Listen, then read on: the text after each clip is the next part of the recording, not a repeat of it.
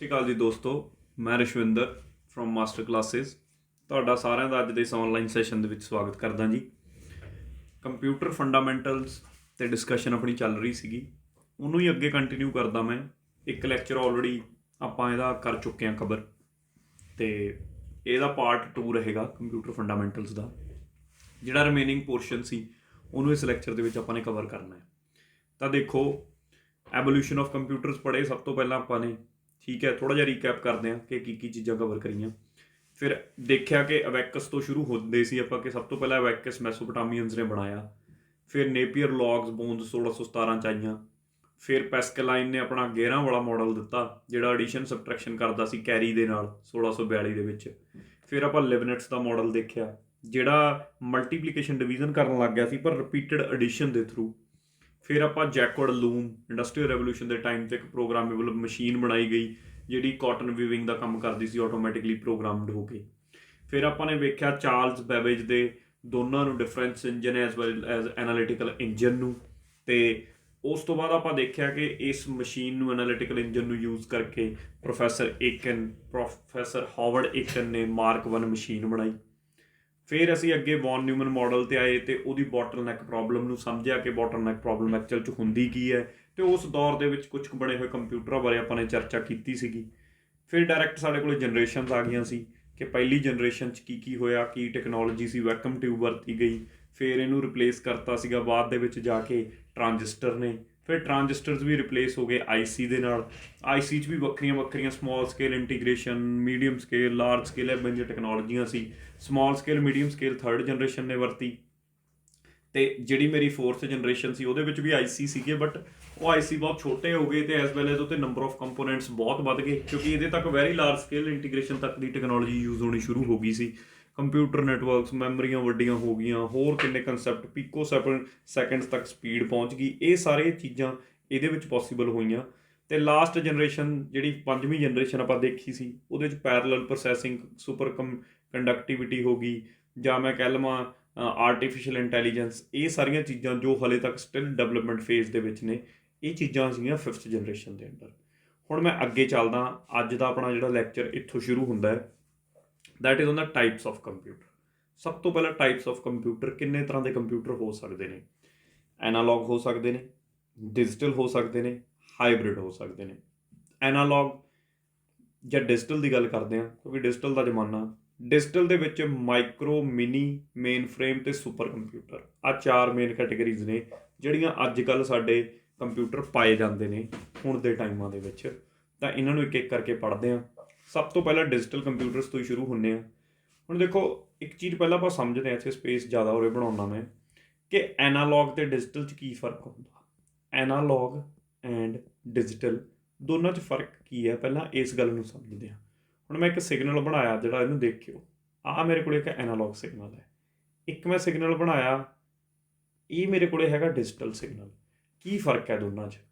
ਜਿਹੜਾ ਸਿਗਨਲ ਹੁਣ ਇਸ ਐਕਸਿਸ 'ਤੇ ਕੀ ਹੈ ਮੇਰੇ ਕੋਲ, ਇਸ ਐਕਸਿਸ 'ਤੇ ਮੇਰੀ ਸਪੋਜ਼ ਵੋਲਟੇਜ ਹੈ ਚੱਲ ਰਹੀ, ਇਸ ਐਕਸਿਸ 'ਤੇ ਮੇਰਾ ਚੱਲ ਰਿਹਾ ਟਾਈਮ। ਇਸ ਐਕਸਿਸ 'ਤੇ ਟਾਈਮ, ਐਕਸ ਐਕਸਿਸ 'ਤੇ ਮਤਲਬ, ਅਤੇ ਵਾਈ ਐਕਸਿਸ 'ਤੇ ਮੈਂ ਚਲਾ ਰੱਖੀ ਹੈ ਵੋਲਟੇਜ। ਹੁਣ ਜੇ ਮੈਂ ਦੇਖਾਂ, ਹੁਣ ਇੱਥੇ ਇੱਕ ਟਾਈਮ ਹੈ, ਉਰੇ ਇੱਕ ਟਾਈਮ ਹੈ, ਉਰੇ ਸਪੋਜ਼ T1 ਹੈ, ਇੱਥੇ ਟਾਈਮ T2 ਹੈ, ਐਵੇਂ T3 ਹੈ, T4 ਹੈ। ਹੁਣ ਤੁਸੀਂ ਦੇਖੋ, ਇੱਥੇ ਵੋਲਟੇਜ ਦੀ ਵੈਲਿਊ ਕੁਛ ਹੋਰ ਹੈ, ਇੱਥੇ ਵੋਲਟੇਜ ਦੀ ਵੈਲਿਊ ਕੁਛ ਹੋਰ ਹੈ, ਉਰੇ ਵੋਲਟੇਜ ਦੀ ਵੈਲਿਊ ਕੁਛ ਹੋਰ ਹੈ, ਠੀਕ ਹੈ। ਪਰ ਮਤਲਬ ਇੱਥੇ ਇਹਦੇ 'ਚ ਕੀ ਹੋ ਰਹੀ ਹੈ ਕਿ ਜਿਹੜਾ signal with respect to time continuous signal ਹੋਵੇ, ਮਤਲਬ ਕੰਟੀਨਿਊਸਲੀ ਵੇਰੀ ਕਰਦਾ ਹੋਵੇ। ਤੁਸੀਂ ਦੇਖੋਗੇ ਵੋਲਟੇਜ ਦਾ ਲੈਵਲ ਕੰਟੀਨਿਊਸਲੀ ਵੇਰੀ ਕਰ ਰਿਹਾ, ਇੱਥੇ ਵੋਲਟੇਜ ਕੁਛ ਹੈ, ਉਰੇ ਕੁਛ ਹੈ, ਉਰੇ ਕੁਛ ਹੈ। ਆਹ ਸਾਰੇ ਹੀ ਹਰ ਟਾਈਮ ਦੇ ਉੱਤੇ ਵੋਲਟੇਜ ਦੀ ਇੱਕ ਡਿਫਰੈਂਟ ਵੈਲਿਊ ਹੋ ਰਹੀ ਹੈ, ਕੰਟੀਨਿਊਸਲੀ ਵੇਰੀ ਕਰ ਰਿਹਾ ਸਿਗਨਲ। ਇਹ ਕੰਟੀਨਿਊਸਲੀ ਵੇਰੀ ਕਰਨ ਵਾਲਾ ਸਿਗਨਲ ਕਹਾਉਂਦਾ ਐਨਾਲੌਗ ਸਿਗਨਲ। ਜਿਹੜਾ ਸਿਗਨਲ ਹੁਣ ਤੁਸੀਂ ਦੇਖੋ, ਆਹ ਪੂਰੀ ਲਾਈਨ ਦੇ ਥਰੂ ਆਊਟ ਇੰਨੇ ਟਾਈਮ ਦੇ ਵਿੱਚ ਇੱਥੇ ਇੱਕੋ ਹੀ ਵੋਲਟੇਜ ਦੀ ਵੈਲਿਊ ਹੈ, ਚਾਹੇ 5 ਵੋਲਟ ਹੋਵੇ, ਕੁਛ ਵੀ ਹੋਵੇ, ਇੰਨੀ ਫਿਕਸ ਵੈਲਿਊ ਖੜੀ ਹੈ ਮੇਰੇ ਕੋਲ। ਇੱਥੇ ਆ ਕੇ ਇੱਕਦਮ ਥੱਲੇ 0 'ਤੇ ਆ ਜੂਗੀ। ਤਾਂ ਜਿਹੜੀ ਜਿਹਦੇ ਵਿੱਚ ਜਿਹੜੇ ਸਿਗਨਲ ਡਿਸਕਰੀਟ ਰਹਿਣ ਵਿਦ ਰਿਸਪੈਕਟ ਟੂ ਟਾਈਮ, ਵੀ ਜਾਂ 1 ਹੀ ਹੈ ਜਾਂ 0 ਹੀ ਹੈ, ਜਾਂ 0 ਦੀ ਫਾਰਮ 'ਚ ਹੋਣਗੇ ਜਾਂ 1 ਦੀ ਫਾਰਮ 'ਚ ਹੋਣਗੇ, ਉਹ ਡਿਜੀਟਲ ਸਿਗਨਲ ਹੁੰਦੇ ਨੇ। ਹੁਣ ਜਿਹੜੇ ਤਾਂ ਮੇਰੇ ਕੋਲ ਐਨਾਲੌਗ ਦੇ ਉੱਤੇ ਕੰਮ ਕਰਦੇ ਨੇ ਕੰਪਿਊਟਰ, ਐਨਾਲੌਗ ਸਿਗਨਲ 'ਤੇ, ਉਹ ਤਾਂ ਕਹਾਉਂਦੇ ਨੇ ਐਨਾਲੌਗ ਕੰਪਿਊਟਰ। ਜਿਹੜੇ ਡਿਜੀਟਲ ਤੇ ਕੰਮ ਕਰਦੇ ਨੇ ਉਹ ਡਿਜੀਟਲ ਸਿਗਨਲ ਕੰਪਿਊਟਰਸ। ਹੁਣ ਸਭ ਤੋਂ ਵੱਡਾ ਰੌਲਾ, ਇੱਕ ਮੈਂ ਹੋਰ ਤੁਹਾਡੀ ਕਨਫਿਊਜ਼ਨ ਦੂਰ ਕਰਨੀ ਚਾਹੂੰਗਾ, ਬਹੁਤਿਆਂ ਨੂੰ ਡਾਊਟ ਹੁੰਦਾ ਇਸ ਗੱਲ ਨੂੰ ਜਾਂ ਰੱਟੇ ਮਾਰੇ ਹੁੰਦੇ ਨੇ ਜੇ ਤੁਹਾਨੂੰ ਕਹਤਾ ਕਿ ਆਹੀ ਇੱਕ ਐਨਾਲੌਗ ਸਿਗਨਲ ਹੋ ਸਕਦਾ, ਕਿਉਂਕਿ ਇਹ ਸਾਈਨ ਵੇਵ ਹੀ ਇੱਕ ਐਨਾਲੌਗ ਸਿਗਨਲ ਹੈ। ਐਵੇਂ ਕੁਛ ਨਹੀਂ। ਮੈਂ ਐਨਾਲੌਗ ਸਿਗਨਲ ਦੀ ਡੈਫੀਨੇਸ਼ਨ ਕੀ ਸਮਝਾਈ ਹੈ ਕਿ ਵਿਦ ਰਿਸਪੈਕਟ ਟੂ ਟਾਈਮ ਜਿਹੜਾ ਚੇਂਜ ਹੁੰਦਾ ਹੋਵੇ। ਹੁਣ ਇਹਦੇ ਨਾਲ ਦੇ ਕਈ ਸਿਗਨਲ ਹੋ ਸਕਦੇ ਨੇ। ਹੁਣ ਜੇ ਮੈਂ ਐਵੇਂ ਦਾ ਸਿਗਨਲ ਬਣਾਵਾਂ, ਆਹਾ, ਹੁਣ ਇਹ ਵੀ ਤਾਂ ਤੁਸੀਂ ਦੇਖੋਗੇ ਇੱਥੇ ਅਲੱਗ ਵੈਲਿਊ ਹੈ, ਇੱਥੇ ਅਲੱਗ, ਇਹ ਵੀ with respect to time change ਹੋ ਰਿਹਾ। ਮੈਂ ਇੱਕ ਹੋਰ ਸਿਗਨਲ ਬਣਾ ਦੇਣਾ ਐਵੇਂ ਦਾ, ਠੀਕ ਹੈ, ਆਹ ਤੁਸੀਂ ਆਹ ਦੇਖ ਲਓ, ਐਵੇਂ ਦਾ, ਐਵੇਂ ਦਾ, ਤਾਂ ਇਹ ਵੀ, ਯਾਨੀ ਕਿ ਇਹ ਸੌਟੂਥ ਵੇਵ ਹੋ ਗਈ, ਆਹ ਮੇਰੇ ਕੋਲੇ ਟਰਾਇੰਗੂਲਰ ਵੇਵ ਹੋ ਗਈ। ਇਹ ਸਾਰੀਆਂ ਹੀ ਐਨਾਲੌਗ ਵੇਵਸ ਨੇ, ਸਾਰੀਆਂ ਹੀ ਐਨਾਲੌਗ ਵੇਵਸ ਨੇ, ਪਰ ਪ੍ਰੈਕਟੀਕਲ ਐਪਲੀਕੇਸ਼ਨਾਂ ਦੇ ਵਿੱਚ ਜ਼ਿਆਦਾ ਸਾਈਨ ਵੇਵ ਹੀ ਵਰਤੀ ਜਾਂਦੀ ਹੈ। ਅਤੇ ਸਾਡੇ ਕੋਲੇ ਜਿੰਨੇ ਸਾਡੇ ਇੰਸਟਰੂਮੈਂਟ ਵੀ ਆਉਂਦੇ ਨੇ ਨਾ, ਤੁਸੀਂ ਘਰਾਂ 'ਚ ਅਪਲਾਇੰਸ ਵਰਤਦੇ ਹੋ, ਜਿਵੇਂ ਪ੍ਰੈਸ ਵਰਤੀ, ਕੋਈ ਹੋਰ ਅਪਲਾਇੰਸ ਯੂਜ਼ ਕਰ ਰਹੇ ਹੋ, ਉਹ ਸਾਈਨ ਵੇਵ ਹੁੰਦੇ ਨੇ। ਈਵਨ ਕਿ ਅੱਜ ਕੱਲ੍ਹ ਤਾਂ ਜਿਹੜੇ ਆਪਣੇ ਕੋਲੇ ਆ ਇਨਵਰਟਰ ਆਉਂਦੇ ਨੇ, ਠੀਕ ਹੈ, ਉਹ ਇਨਵਰਟਰ ਵੀ ਪਿਓਰ ਸਾਈਨ ਵੇਵ ਦੇ ਹੁੰਦੇ ਨੇ, ਵੀ ਪਿਓਰ ਸਾਈਨ ਵੇਵ ਹੈ ਇਹਦੇ ਵਿੱਚ। ਕਿਉਂ, ਕੀ ਕਾਰਨ ਹੈ?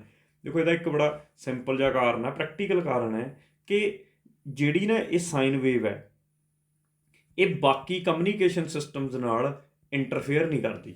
ਮਤਲਬ ਜਦੋਂ ਸਿਗਨਲ ਤੁਸੀਂ ਹਵਾ 'ਚੋਂ ਟਰੈਵਲ ਕਰਾਉਣਾ ਹੈ, ਹੁਣ ਹਵਾ ਦੇ ਵਿੱਚ ਤਾਂ ਤੁਸੀਂ ਕਹੋਗੇ, ਜੇ ਮੈਂ ਦੇਖਾਂ ਤਾਂ ਹਵਾ ਦੇ ਵਿੱਚ ਟੈਲੀਫੋਨ ਦੇ ਸਿਗਨਲ ਵੀ ਫਿਰਦੇ ਨੇ, ਹਵਾ ਦੇ ਵਿੱਚ ਤਾਂ ਟੀਵੀ ਵਾਲੇ ਸਿਗਨਲ ਵੀ ਫਿਰਦੇ ਨੇ, 100 ਚੀਜ਼ਾਂ ਫਿਰਦੀਆਂ ਨੇ, ਉਹ ਇੱਕ ਦੂਜੇ ਦੇ ਵਿੱਚ ਵੱਜਦੀਆਂ ਫਿਰਨਗੀਆਂ।